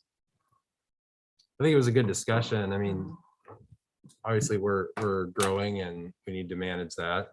But I think we also need to be careful that we aren't, I guess, losing students or losing the opportunity to educate students that need it, that we have the capacity for. So I think it feels like it's something that we need to keep an eye on, but seeing those numbers, I think will be good, the breakdown that you guys described. So So will this come back the first or third? As soon as we can get those numbers. It shouldn't. I don't want to Hopefully put too much before pressure on March. Karen. all right, on to monthly financials. Good evening again. Having just talked about the fiscal year just ended June 30, 2021, we are now 50% through this current school year. For us, the general fund total revenues are up 3%. That includes the increase in supplemental state aid and the decrease in enrolled students. Medicaid billing will catch up with us here. We've had some additional work we've had to do from the Medicaid side to kind of get those bills rolling. So we're a month behind or so on those. The increase in other local sources as far as the general fund really is with the equipment break fix insurance and the print shop working in order. More prints being done because of 2019-20 school year, 2021 school year not being fully in place. So the more print shop activity, sorry about that. Total expenditures up 2.2%. Instruction function, math book, text adoption was the biggest one there. Plan operation costs or COVID cost mitigation costs are down this year. I will tell you that our natural gas prices have increased 58% relative to what they were last year. Electricity up 13%. I took a look at my personal home gas bill and the per unit cost from last December to this December went up 100%, so doubled. You can take a look at that when you go back to your houses. Bus repair costs have also gone up here for the general fund out of our transportation fleet. With all funds, we saw expenditures go up 33.1%. Mainly, we had three of our special education buses that were supposed to be received last year. They were received. They had some issues with them. We finally paid for them this year, so we're accounted for this year. And then capital projects being the biggest one of those things is the multi-purpose stadium, the design costs for the middle school program, and also the softball field complex. Do you have any questions regarding the monthly financials? I know you're probably all financial monthly out for the night. With those increased costs, do you feel like we're still on track budget wise, or are we looking to maybe have to do a budget amendment coming up? And Yeah, we'll look at those budget Spring. amendments like we do every year, and if we need to do one sooner, we will. Relative to last year, budget to actual, we're a little bit less in the general fund. Budget to actual in the all funds, we're a little bit higher when it comes to revenue, but again, a couple percentage points lower in expenditures, budget to actual. Thank you. Good question. anyone else? Well, I just have a comment. So the energy bill is crazy high. And I know that it's not anything to do with us. It's just what's happening across the country. But I did want to commend and I know I'm going to get this wrong, but I call them the energy patrol for the school, the folks who make sure that we are being energy efficient and lights are being turned on and things are being unplugged whenever they're not needed. I think that is the most interesting use of people. I think it's great. So I'm one of those people who turns off the light when other people are in the room. So that crew makes me very Absolutely. My kids hate me because of that. happy. But I wanted to point out that they are doing a good job. So. Good one. Oh, Kevin. Thank you. Budget billing, Kevin, budget billing All right. for your house. Thank you, Mr. Becom. Now we're gonna move on to at-risk programming update. Dr. Latham, are you handling this or? Want me to introduce it? and Okay. then Take it from there. Okay. So, good evening, board. A few board meetings ago, Mr. Becom and I had the opportunity to share the at-risk plan. And that was a renewal of the plan that we have in place currently at Southeast Polk, and have had to make some adjustments, beef that up a little bit as we, with the aftermath or as we move through the pandemic. So we're fortunate to have with us virtually this evening, Amy Anderson, who is our pre-K-12 district coordinator for at-risk. And she's going to share some of the programming and services that we have in place to support students who are at risk of meeting their academic goals. So I'm going to turn it over to Amy. All right, thank you. Can you hear me okay? Yes. Yes. Okay, thanks. Well, I appreciate the opportunity to speak to you tonight. I know there's been some questions and I'll do my best to answer those through this kind of overview of what we provide for students. So I wanted to start out with the state definition of an at-risk student.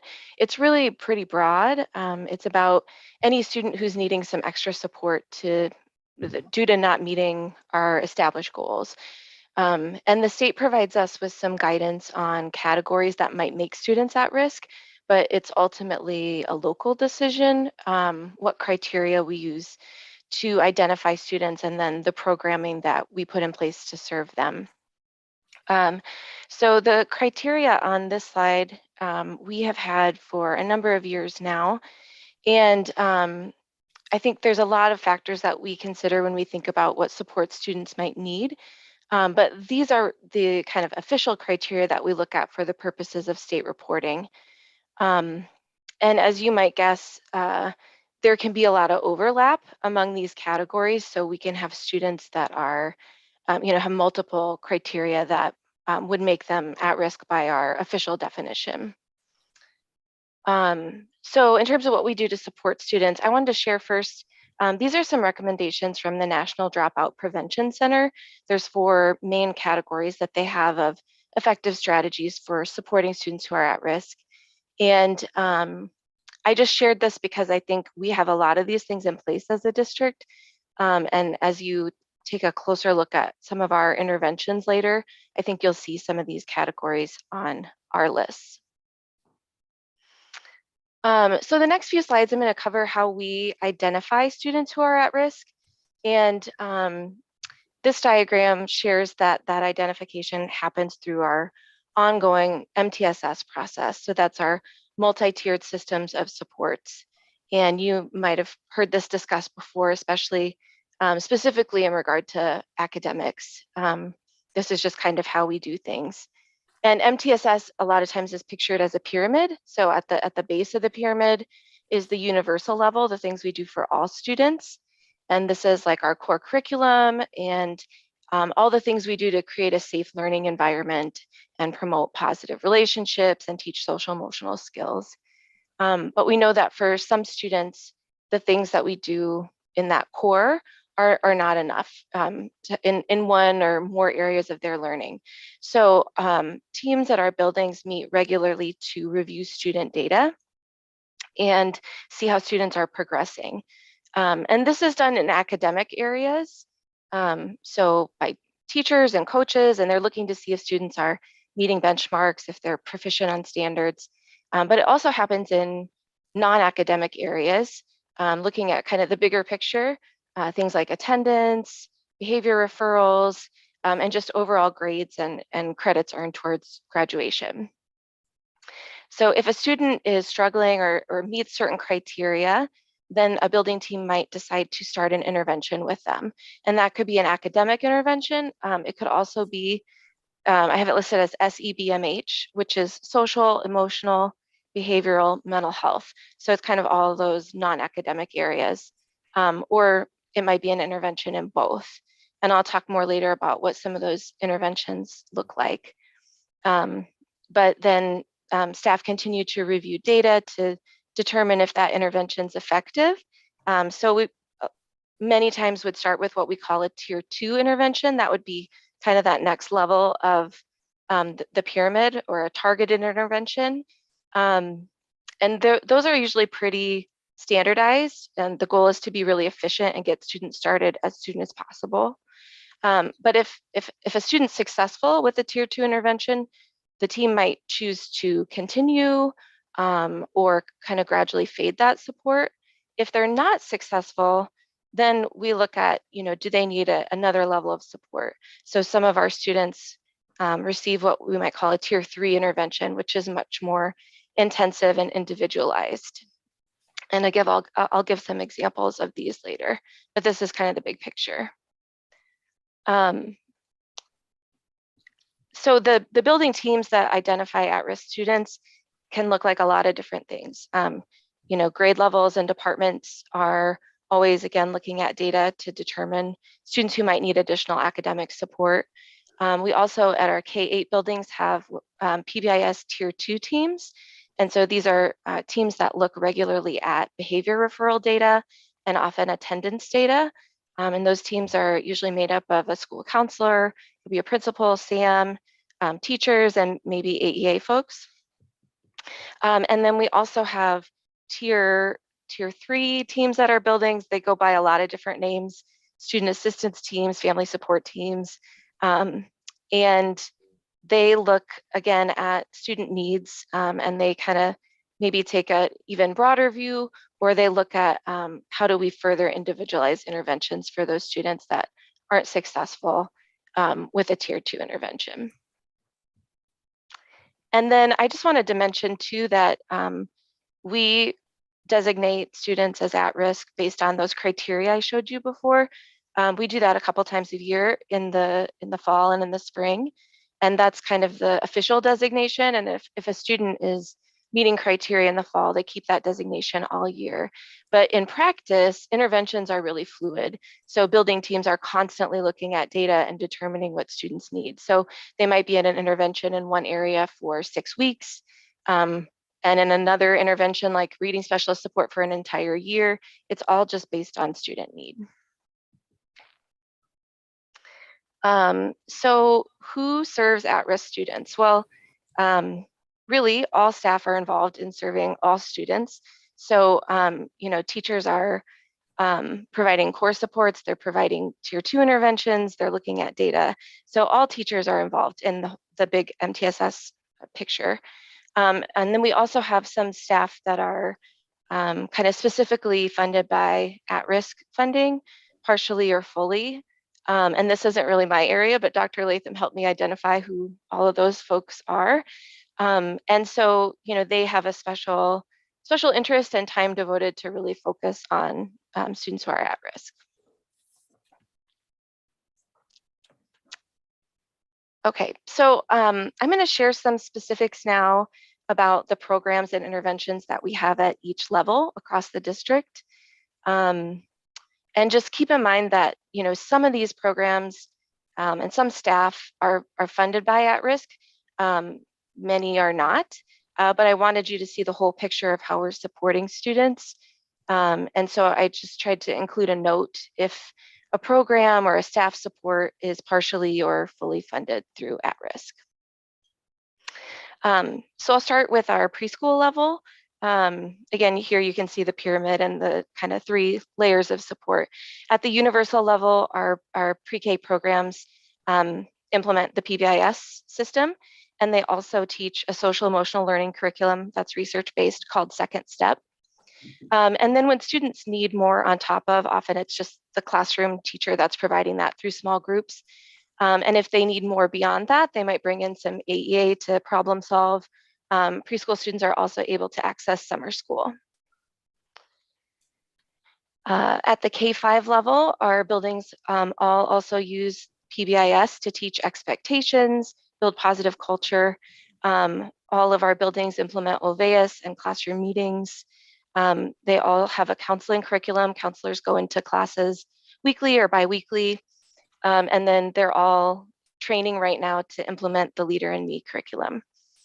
When that's not successful for students, they can access tier 2 supports like short-term individual or small group counseling that would be provided by a school counselor. They might get reading specialist support. A lot of our buildings are implementing WIN time. They might not all call it that, but it stands for What I Need. And that's kind of flexible small groups based on students who might not be proficient on a certain standard. And then we have a number of behavioral interventions. The main one that we use is called check in, check out. And that's a research-based intervention that increases positive feedback and access to a positive relationship with the teacher. So we have a number of options there. And if those are not successful for students, then we look at more individualized or intensified behavior plans. We can make referrals to mental health services or truancy referrals, and then summer school is an option there as well. The interventions at Spring Creek are really similar to what we have K-5. I think a couple differences are they have started implementing student leadership groups through Leader in Me, and our elementary buildings aren't there yet, but I think will be. They also offer after school and Saturday school support for academics. And I think the other options are the same there at the tier 2 and tier 3 level. The junior high, again, is very similar, but they, through their flex and advisory curriculum, are starting to bring in more of the college and career readiness pieces. And they also are piloting a social emotional learning curriculum called In Control this semester. At the tier 2 level, again, the options are similar. And then just due to the schedule, they have some other options available, like math lab class is an additional section of math that students can take to just have more time with grade level standards. They also, through their flex, students can get academic support or study skills support. And then they have a process in place for students who are failing 2 or more classes that they call academic awareness meetings, which is a meeting with the student and counselor and principal to problem solve. And if that's still not successful for students, then at kind of the tier 3 level, they look at pulling parents in and just kind of further talking about what supports might be available. Okay, and then our junior or high school looks different just because it's a huge building and there's, of course, students are having to earn credits towards graduation. At the universal level, a lot is focused on college and career readiness because we got to, prepare students for their post-secondary options. They also have the Mentors in Violence Prevention program, which you might know focuses on bullying prevention, violence prevention, and social emotional skills. At the tier 2 level, they again have reading specialist support through a reading strategies course, homework help, which I labeled as after school Saturday school. They also, over the past couple of years, have really worked hard to add some other options for students. One is the MTSS support time that I know Mr. Pettit has talked to you about before, where teachers are just kind of offering additional academic support during the school day.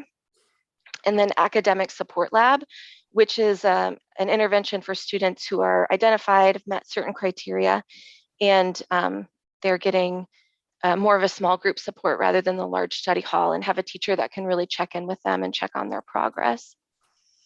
And then at the tier 3 level, again, we're looking at referrals to different programs. So when we have students that are really behind on credits, they might be referred to the Harbor, to the DMAC consortium. They might take credit recovery courses through Edgenuity online or through DMAC correspondence. And then again, referrals for mental health services. I know I mentioned the Harbor as an intervention, and I think you all have some awareness of it, but I just thought I'd share a little bit more that you know, we call it an intervention, but it's also its own program, alternative learning environment. And students might attend the Harbor for a variety of reasons, but the main is that they haven't been successful in the regular school environment. So for a lot of students who go to the Harbor, the small class sizes and academic support and theme-based learning really makes the difference that they need to be able to graduate. And students who are recommended and apply are placed on a wait list. And the current wait list is really large and includes freshmen and sophomores, although the Harbor typically only has the capacity to take juniors and seniors.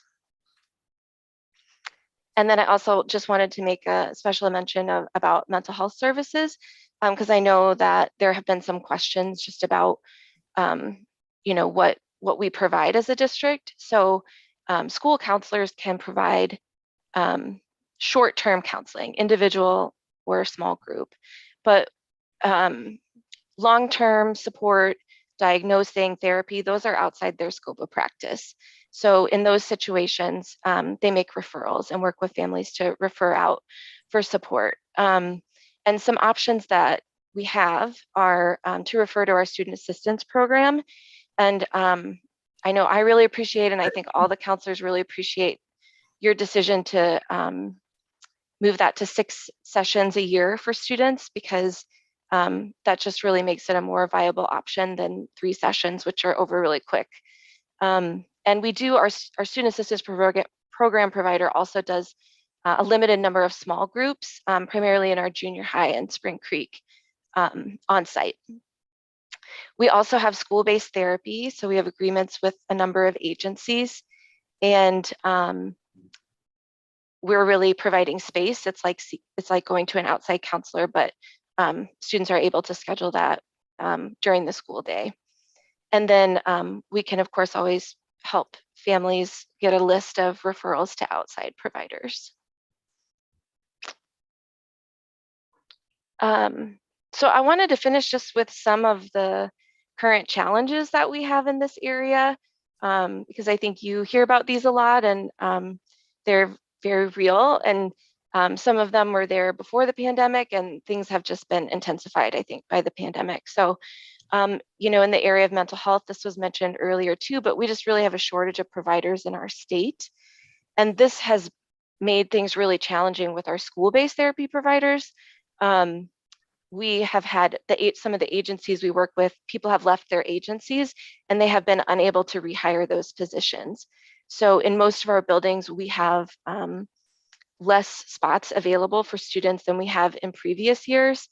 And we actually have 2 buildings, Mitchellville and Runnels, that have not had a school-based provider all year because there isn't anybody, which is really frustrating because we know that this is a really good option, and it makes getting support more convenient for families and students. Another challenge that we have is our options for credit recovery are becoming more limited. So the DMAC consortium in the past has taken sophomores, juniors, seniors, and moving forward, they're limiting that to juniors and seniors only. So I mentioned earlier, we've got a wait list for the harbor, and the harbor also primarily has space for juniors and seniors. So when we have students that are freshmen and sophomores who are really credit deficient, there's just not a lot of great options. And then, students can, if they choose to drop out of school, they can do that at age 16, but they can't start taking classes towards a GED till they're almost 17. So it's just a challenge that we have right now. And then finally, just in kind of the overall areas of behavior and grades and attendance, our counselors work really, really hard, and they work at all levels of that MTSS pyramid. So they're providing core for students in social emotional learning, college and career readiness, and they're also there for at-risk students. And just with some of the challenges that I've mentioned, it's just challenging for counselors to have the time to feel like they're meeting the needs of all students and meeting the needs of students who are really at risk or might need a really individualized intervention. Okay, that was all I had. I don't know, I talked really fast, but are there questions? Go ahead, Rick. Thank you, Amy. You do a great job. When we hired you, it really filled a great need. I have some questions. Is high set equal to GED? Is that the new term for GED? Yeah, those are the courses that can lead to a GED. Mhm. Okay.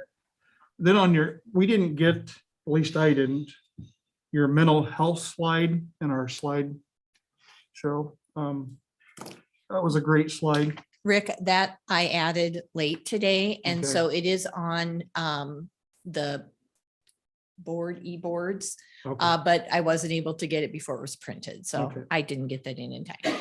Good. Now this next question, I'm not sure who it goes to, but I think it's on slide number 8. Who serves our at-risk students? It says number 2, at-risk funding program staff. And the first ones are pretty obvious, but the last one says a portion of some curriculum coordinators. I don't understand the first 3 words, a portion of some. I mean, number 1, which ones? I know we have several curriculum coordinators. And I think Amy mentioned in her presentation, some are partial, some are fully funded with at-risk money. But I know we have obviously Daryl and Amy and I guess I shouldn't Portion of name names. technology, portion of math. English, math, science, all those many. Right. And if they're getting I guess my point is if they're getting funded with at-risk money, do those people provide specific services to our students? At times, they will provide direct services, but mostly they work with teacher collaborative teams to meet with them and provide the data and look at the data and connect them with the direct services for students. Is there a way, not right now, I know our meeting is late, but to get a list of our curriculum coordinators and which ones are being funded? And is it partially or fully? And do they spend time with our students that need it so desperately? I'm really concerned. I love the harbor. I really do. Before the pandemic, I spent several days there. But it was referred to by Amy several times that it services basically juniors and seniors. And we have so many freshmen and sophomores, and probably even some juniors and seniors. Because when I was, and again, my data might be outdated because I haven't been there in a few years, but they had 4 teachers and each one of them had 11 people on their roster. So they had 44 kids. That was the latest I knew. It might be different now. But yet we have 40 to 50 kids that are on a waiting list because they need help that we're not serving. And you mentioned going to DMAC for the consortium. Number 1, they have to provide their own transportation. Number 2, I'm really concerned, I guess would be a nice way of saying it, that we have our credit recovery classes supervised by an associate, not even a teacher. That concerns me. And that's why I want to know all these people that are getting paid by at-risk money, do they have direct, are they giving any of our students, especially that 40 to 50 that are on the waiting list, that are, where do they go for help? I mean, where, yeah, the counselors, I'm got one in my family. But you know, if a kid's labeled IEP, at least they have an IEP and they got progress monitoring. So there's a little bit of information, but we have so many kids that are at risk.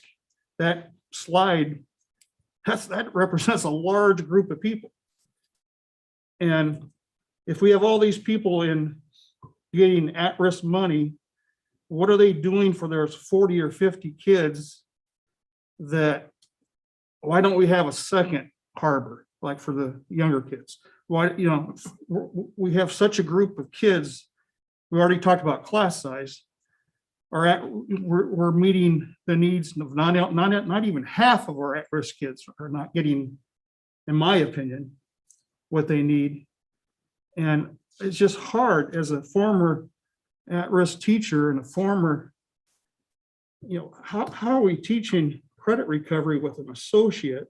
How are we not, if we have all these people on the at risk, they're getting funded by partially or fully, how are we not doing, I know we're doing a lot, but how are we not doing more? Because why is that list, it's growing? I'm pretty sure, I'm not positive, but, and then we are, you know, the last thing on our agenda is safety and security. Just some of these kids aren't getting the adult supervision or the help they need.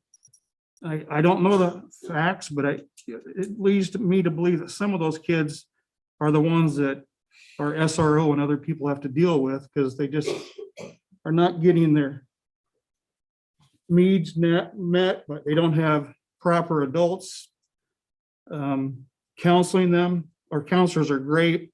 Don't get me wrong, I'm not going there.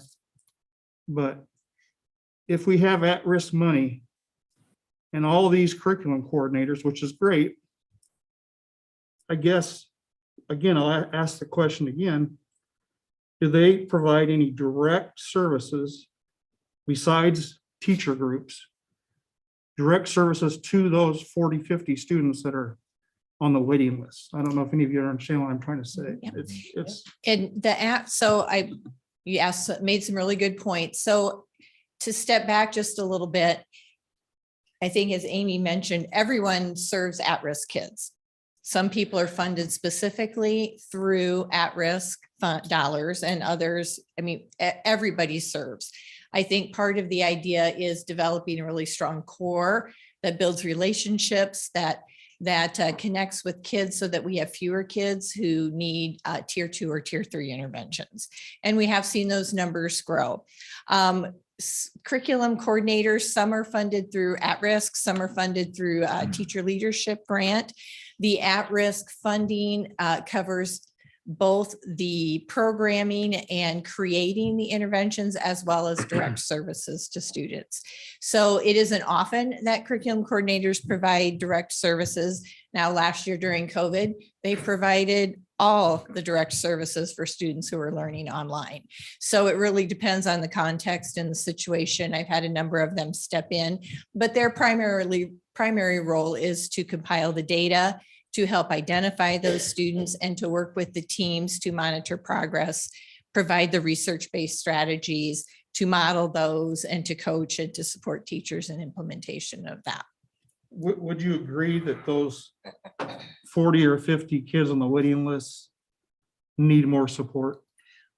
They do need more support, yes, from the entire system. They usually don't need support in just one thing. They need support all the way. They need it academics, they need it relationship building, belonging in multiple areas. Now, if we don't ever have a larger alternative score, the harbor, I just think this is gonna be a problem that's just gonna grow, unfortunately. It's just gonna, and I think some of it, not all of it, some of it relates to our behavior problems. These kids need a lot of guidance, would be a good word, from a lot, like you said, a lot of people. Yeah. But I don't know what I'm trying to say. I just a very big concern that we're not giving some of our students. I think our education overall is tremendous. We have great, I wouldn't choose a different district if you paid me. I would, but still, we want to educate every kid. And how can we have a list, if it was a list of 3 or 4, that's doable. But when it gets to be 40 or 50, it should be a concern for all of us. And if we have, I think we have a lot of curriculum coordinators, don't get me wrong, but I'm sure they do important things. But I'm looking for what can they and others do for those 40 or 50 kids. I don't know if I'm making my point, but Yes. I'm very concerned. I don't know why I came from that large district where we had a lot of credit recovery teachers, and they were teachers. And I'm not saying, I'm sure our associate is very qualified, but still, it's. And I think I will clarify that at-risk pays for programming and certified teachers. It does not pay for associates. So that comes from a different funding stream. And the teachers do oversee the edgenuity. They align it with the curriculum, et cetera. The associate monitors progress to make sure that kids are getting online and participating, and then can connect with the teacher if we need to intervene or provide some support in that area. So again, I'm asking questions. I don't have the answers. These 40 or 50 kids that are maybe too young because they're not a junior or senior, and they have the consortium over at DMAC, they're asked to get there on their own, right? Yes. And so, and I'm sure a lot of them are, but And next year, they're not taking sophomores. okay. So, but through the years that I've been on the board, we've usually had a running list of up to 50. It's year to year consistently that aren't accepted in yet, just because of the waiting list. Right. So, but they've had other services offered. Yes. Until they can get in, that they're not out there not doing anything. Has the waiting list been this big though? I don't recall years past that the waiting list has been 40 or 50, but It's been, I've seen it at 40. Just so we know, the kids that are on the waiting list, a lot of those kids that are freshmen and sophomores are in the traditional high school taking classes. So some of those kids are in our academic support lab. We're getting, supported by teachers. Some having success, some not. Some are in the credit recovery room that we mentioned earlier, Rick being served by the associate. Some of them, that wasn't successful. So they are doing things at the consortium right now. So there's a full range of things that are going on with those kids that are on the waiting list. Every year, the waiting list formula basically is a factor of credit deficiency with the number of credits you earned with your age. So it's kind of a system that moves. In December, our waiting list is probably as long as it's going to be. And then we have kids that are in the harbor. As soon as they graduate through, kids on the waiting list moved in. So at the end of each quarter, kids that are on the waiting list, the highest up, move in, but then we get new kids that add on. So, the number is really high right now. There is concern about freshmen and sophomore kids. We try to do the interventions that we can with them in the traditional high school, academic support lab, NPSS, after school programming. Case management is an issue. And I think Amy did a really good job of providing the holistic picture. So at times when a student might be on that waiting list, we might be providing the access to mental health therapists that they can work on some of the emotional issues that might be preventing them from finding success in their academics. And I think to the district's credit, as you said, everybody tries everything that they possibly can. And they don't just let those kids stay in a holding pattern. They try a number of different things. So those students on the wait list, do they ever come off of the wait list? Not because they went into the harbor, but because all those services worked and they were taken off the wait list because the need changed? Sure, some of our kids decline the opportunity to go into the harbor when they get high enough. Not very many, but that does happen. Some kids never make it to the harbor. They move into the consortium, find success, or don't find success in that area. So there are kids that leave the wait list in a path that's not into the harbor for a variety. I was just hoping for people moving off the wait list because of a positive thing, not because they didn't succeed. Your students So- have to select to be on the wait list. So it's an application process to be into the harbor. If you're credit deficient, you're not automatically on Right, no, the I wait. understand We have that. students that could be credit deficient, for example, that figure some things out and become less credit deficient all the time, right? Obviously, the flip of that works too, but Right. you know, students have to apply to get into the harbor to even be considered on the wait list. One thing and I'll take more questions too, but I just wanted to be sure to mention and then see if I'm accurate. I do believe there is a presentation planned in the future specific to the harbor. Yes. So more detailed information will come in regards to that at an upcoming board meeting. So I just wanted to make sure I mentioned that.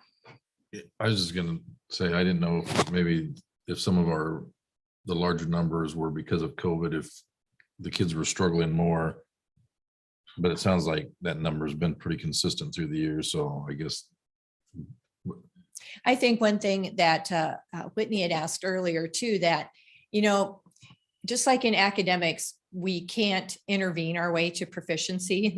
There's too many needs and not enough people. And we want to make our core pathways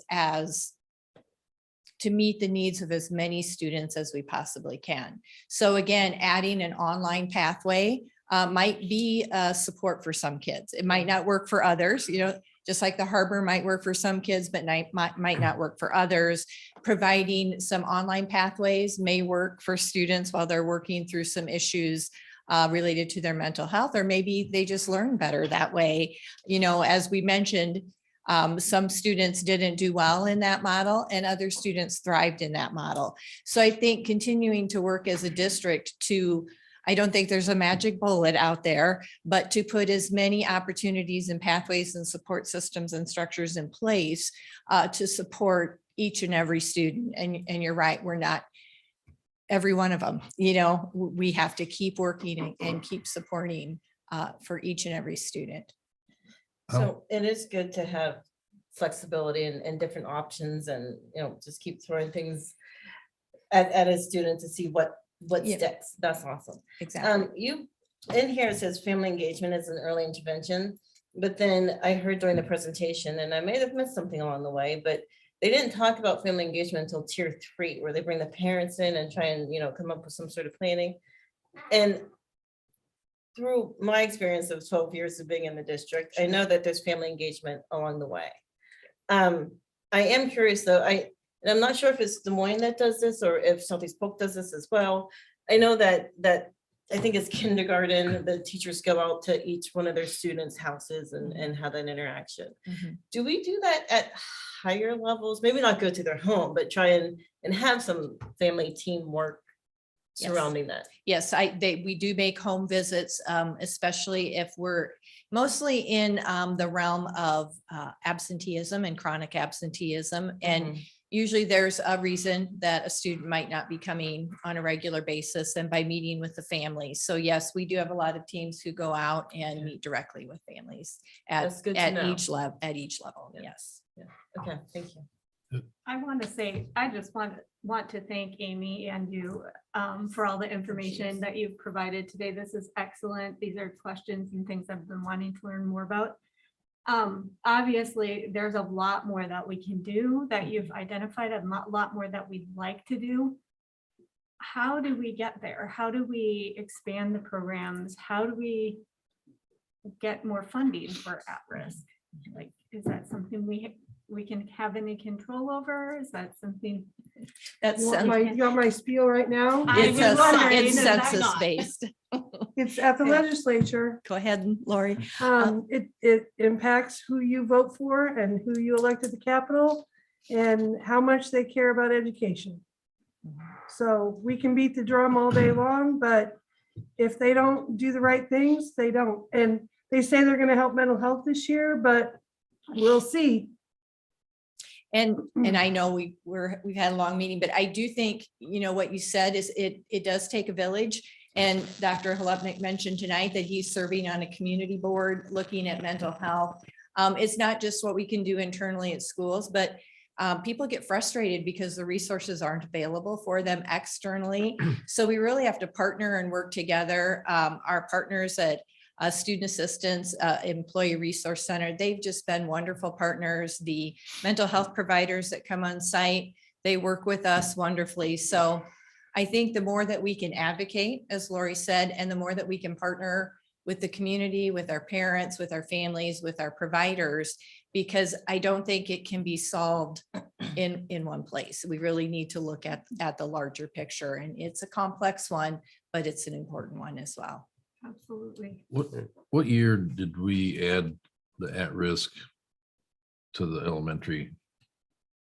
I know it, maybe that's For because we had some interventions that it was new, and I can't remember what year it was. I've been here 10 years and it was in place before I got here. So a 10 while. years is, I thought we added, I'm trying to remember the gentleman's name, Ford. That's the position Amy has Okay.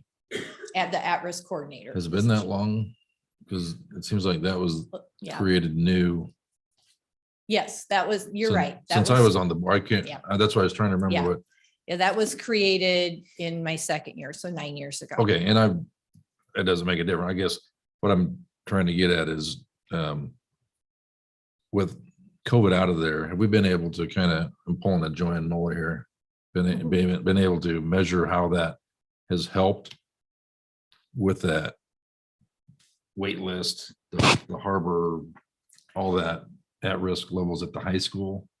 I think we would have to look at it, and we do look at it in a broader scale than that. So we look at the number of students receiving intervention support, the number of students who become proficient academically, the number of students who are successfully re-entering a classroom after having some challenges. So a program evaluation would be really important there. And I think looking at a number of data points would help point towards that. And the only reason I bring that up, I was sitting here thinking about it when we've asked about, how can we make the program better? Obviously, COVID, we hit a roadblock, a big Sure. roadblock. And so it's not really a fair question to ask how you do that, but Yeah.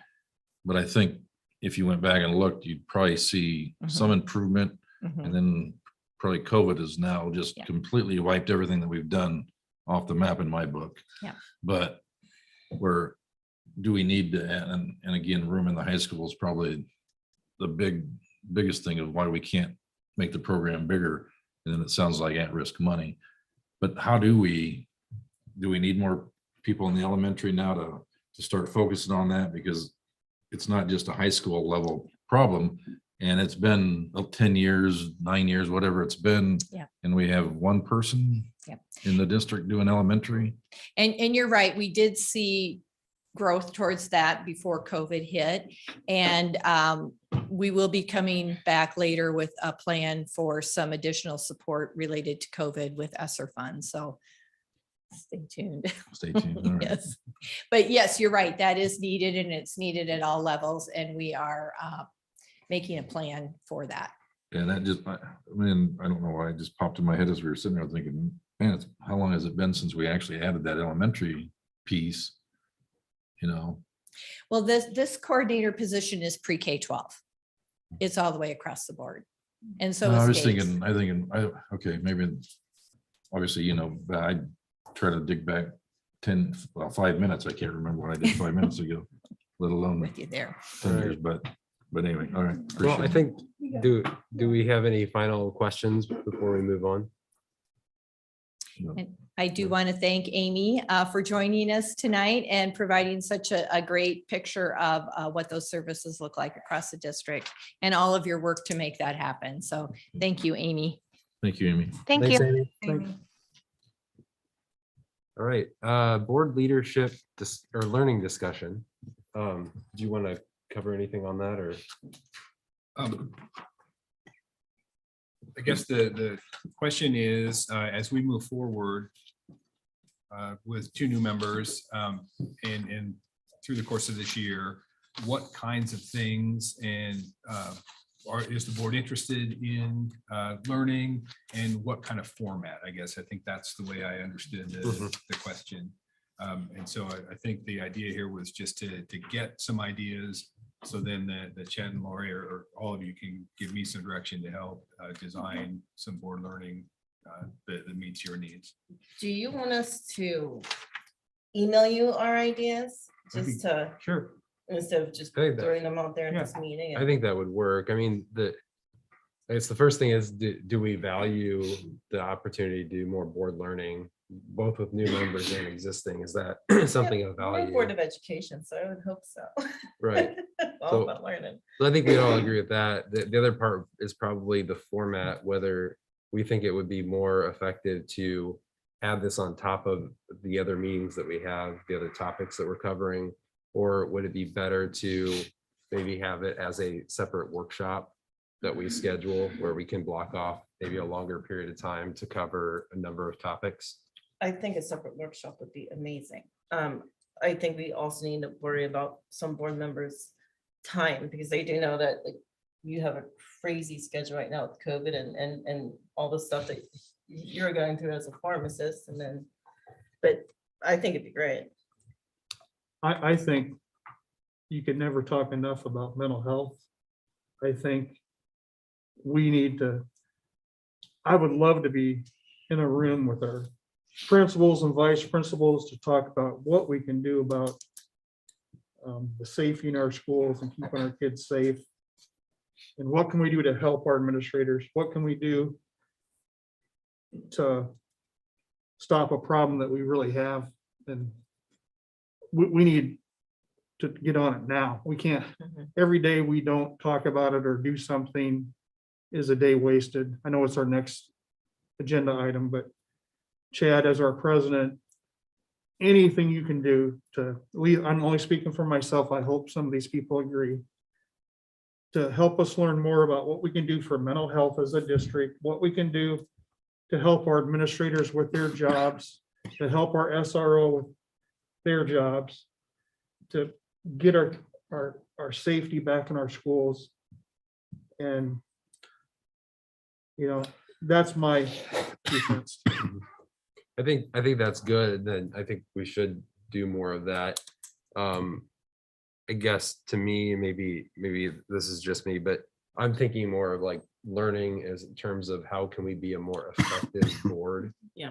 So like, and that could be, I know, Whitney, you've mentioned the self-evaluation, self-assessment of our board, like how are we doing? How are we doing as a board? Also Robert's Rules of Order, you know, just, I think every board in existence needs to learn more about Robert's Rules of Order, just so that we understand the processes, so that your job can be a little bit easier as board president and corralling the lot of us. Maybe some emotional intelligence training, some leadership training, some communication training. I think that'd be good too. Mhm.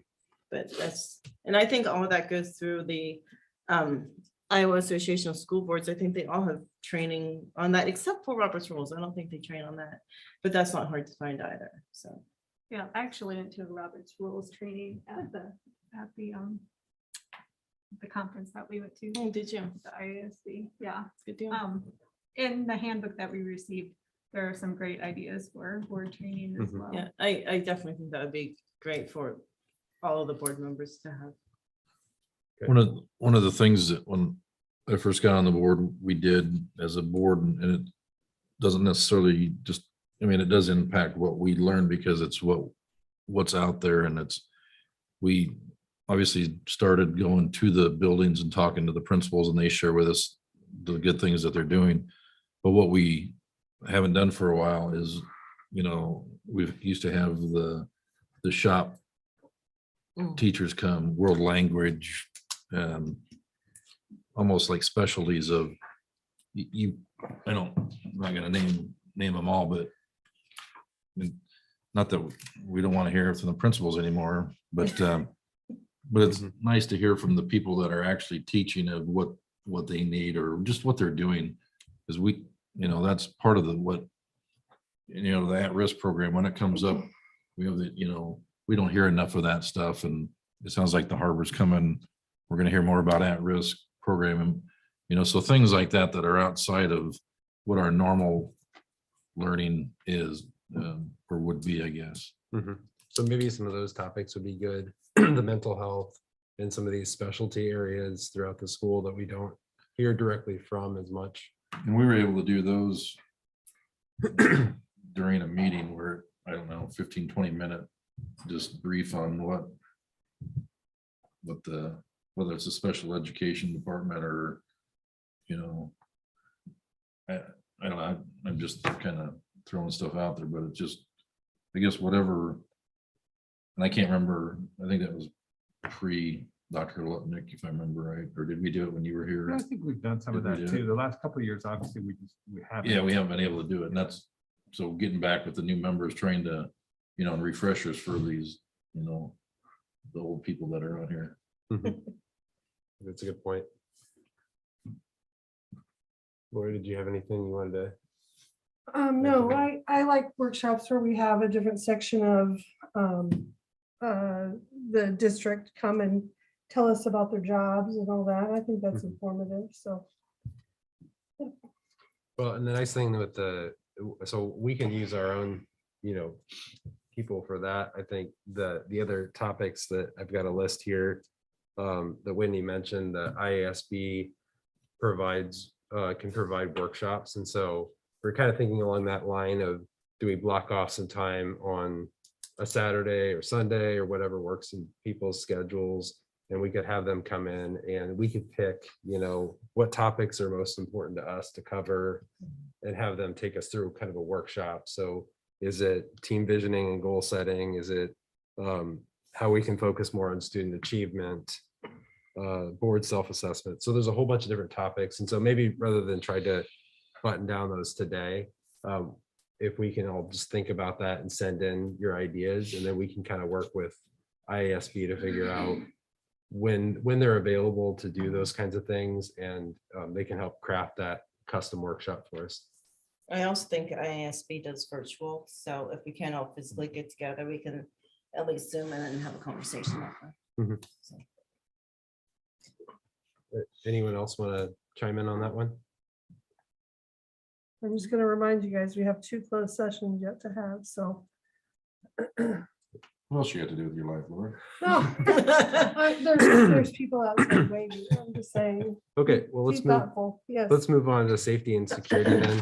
We went through the presentation last time, so this is just a follow-up to, I guess, answer any further questions. I don't know, Mr. Horton, if there's anything else you wanted to present at this point, No, different than what we saw. no, I'll just answer whatever questions you have. I think like Lori said, we have 2 families waiting and I'd like to get to them for sure. So I guess I'd start with the security consultant firm. Like, I guess, when did we hire them? I guess what prompted that? And then kind of, I guess, what's their purpose as far as? Sure. I mean, I think the prompt is just the uptick in events, actions that have occurred. Timeline wise, I think they're within the last couple of weeks of being done with what they're going to do. It's not a hire thing. They're doing this out of the goodness of the community and wanting to help out. And so I'm not sure what else you asked me if I answered. Well, it's like, so it's like a consultant firm that we have around here? It's a group of law enforcement agents, former law enforcement agents, school security, taking a look at our processes to give us their interpretation of things that are positive, things that we can shore up, things that maybe we've never thought of. Okay, that's awesome. So did they come on site and kind of observe? Yes, they're in the Okay. process of that still. Yeah. Okay. I Oh, assume that's they're awesome. gonna do a presentation when they're done with their assessment. They'll give us the report. data and we'll talk about it. Okay. Mr. Horton, since we met 2 weeks ago, and none of us will forget that night. I know you have a scheduled meeting with the principals on, I think, February 1st, but Mhm. I brought up some concerns that night before we were interrupted. And I really like the staff you hired, the extra staff, but I guess in the last 2 weeks, have we done more to supervise the areas of our concerns, would you say? Yes, yes. In fact, it's interesting because I think there was a bit of a misconception last time that it was these things are occurring in certain schools and not occurring so much in others, I might add, but that people were supposed to put a plan together and then somehow it was going to be we're not going to do anything until February 1st, I think was the statement that you made. And really what the reality of the situation is, things happen in schools. They happen every day. They happen in every school. And just because there may or may not be a plan or an idea for all of us to put plans together to make things better, it really doesn't mean that they're not doing anything about these things. I think they're dealing with them and working through them all day, every day. In fact, that's the feedback they give me. And actually, I got the plan that was collaboratively put together at Centennial and one at Mitchellville. And it just talked about the things, their list of things that they're doing right now immediately were pretty impressive. It was really cool. I went, oh man, I never would have thought of that in 1,000 years, but that's with every plan. When a group of people come together, they always are so much better than any one of us are in isolation. So I guess to address what you're saying, I think there's a lot going on right now in buildings. People are incredibly busy trying to do the work that we did both before and during, and hopefully soon to be after a global pandemic and its effects on kids and adults, I might add. You mentioned 2 elementary schools. How about the secondary schools? I have not seen their plans yet. Okay. The 2 elementary center, but I would say the exact same thing. In fact, hopefully here soon, you're going to get evidence of these people are responding to the things that are happening in their schools. That it's not just, things happen and people sweep it under the rug or don't want to deal with it, or boy, isn't that inconvenient, so let's not deal with it. Actually, I'm seeing quite the opposite. I want to point out Mitchellville. You mentioned Mitchellville, and I had a parent come up to me in a public setting and say, I'm so proud of Mitchellville and what they're doing. He has a daughter who goes to school there. I think she's in 2nd or 3rd grade, but the principal has sent out emails and surveys and asking parents their thoughts, and they're really working hard to keep their students safe out there, and not just safe, but I mean, because safety is huge, but engaged and happy and part of the solution. So they're just very impressive. No doubt, no doubt. I agree 100% with what you just said about Mitchellville. I think you could apply it in a lot more spots. You just need to bump into those parents that want to talk to you. I'll go out and search. There you go. Yeah, I think I don't know, like our plans are good. It's just, I think with any good plan, you have to constant reinforcement, right? So it has to be like the people on the ground, and we have to be consistent and just do the same functions every single day. You know what I mean? As far as we can have the best laid out plans, but we just have to execute every day and all. So, and I'm excited. I mean, the extra person at the high school, and I'm thinking, okay, do we assign one of those people to every floor? So we have that one person walking that floor all day. You know what I mean? Now that we have a person for 3rd floor, 2nd floor, 1st floor, you know what I mean? It's kind of like how we utilize that. And then the ones out in the parking lot, we're not writing tickets. We're actually actively looking for doors propped open. We're looking for kids coming and going, or, you know what I mean? just kind of that extra little presence out there to where if they know when they walk outside, they're probably going to get stopped out in the parking lot too. And you know what I mean? Sure. Or on the way in, and that it's just that extra layer of protection there. I mean, like I said, if they just drive around or if they just sit out there and write parking tickets or don't, you know what I mean? Right. It's just right. that constant Yes. reinforcement of how we use our resources. So that's kind of where I'm looking at this going, okay, it's good steps. And I think, Steve, you've like taken over this week, right? Made some big changes. Cause I was thinking like when we went to school, it's like all the teachers stood out in the hallways, right? The minute the bell rang. Yeah. A lot of the comments into the auditorium every day, which has really changed the feel of the school. Instead of having 150 to 300 kids in the commons for a period of time, there's 0. So that makes a significant just difference of movement, unstructured times.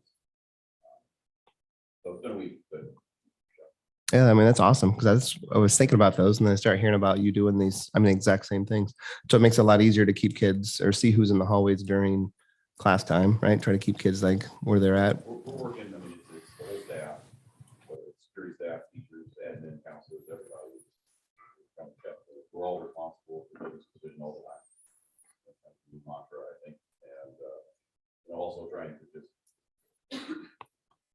limit all traffic, because then you're going to maximize instructional time, right? So Oh yeah, it's a win-win as far as that safety and instructional. And like I said, I've heard nothing but great things this week as far as teachers and students. So I mean, teachers say the culture is changing. You know what I mean? It's so I mean, I applaud you big time as far as because it's a big shift as far as that goes. So I'd say we definitely utilize our police officer in there too. So I mean, it wouldn't be a bad thing if we'd have him kind of roam around too every once in a while. So I think they like to see him bump in the hallways and kind of surprise kids that way. But yeah, and then we talked about like door glass wraps. Are we still looking at that? You know, that was one of the last things right before COVID. Mhm. And so we haven't talked about it until you just said that. I haven't even thought about it for a while. So yeah, that's.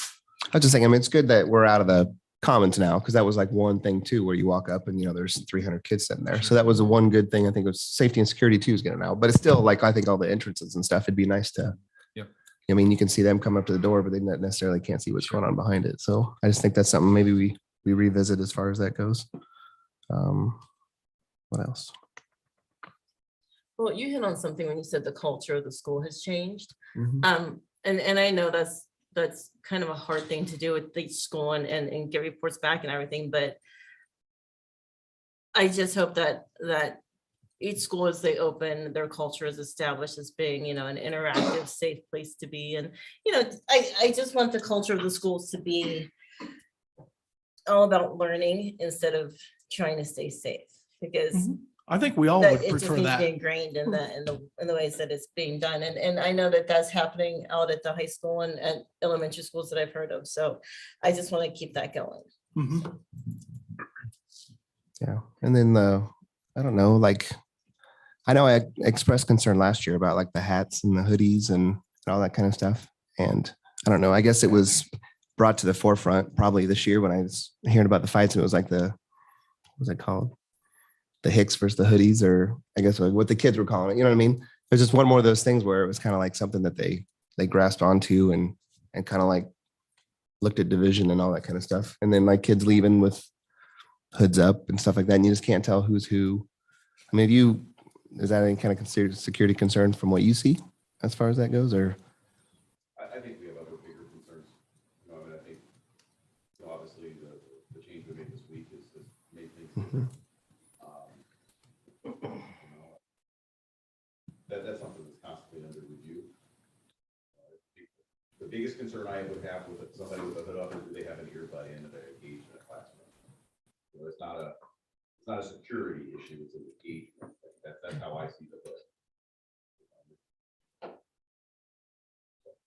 It's not like student identification or, that's what I was just thinking as far as. Sometimes it's easier to identify who the kids are with the they are, with the kid with the cowboy hat or whatever.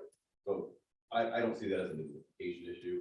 For me, like I said, I think if somebody has a hood up, maybe they have an earbud in and you don't know, maybe they're not engaged in a classroom. So that would be a classroom thing that we're working with.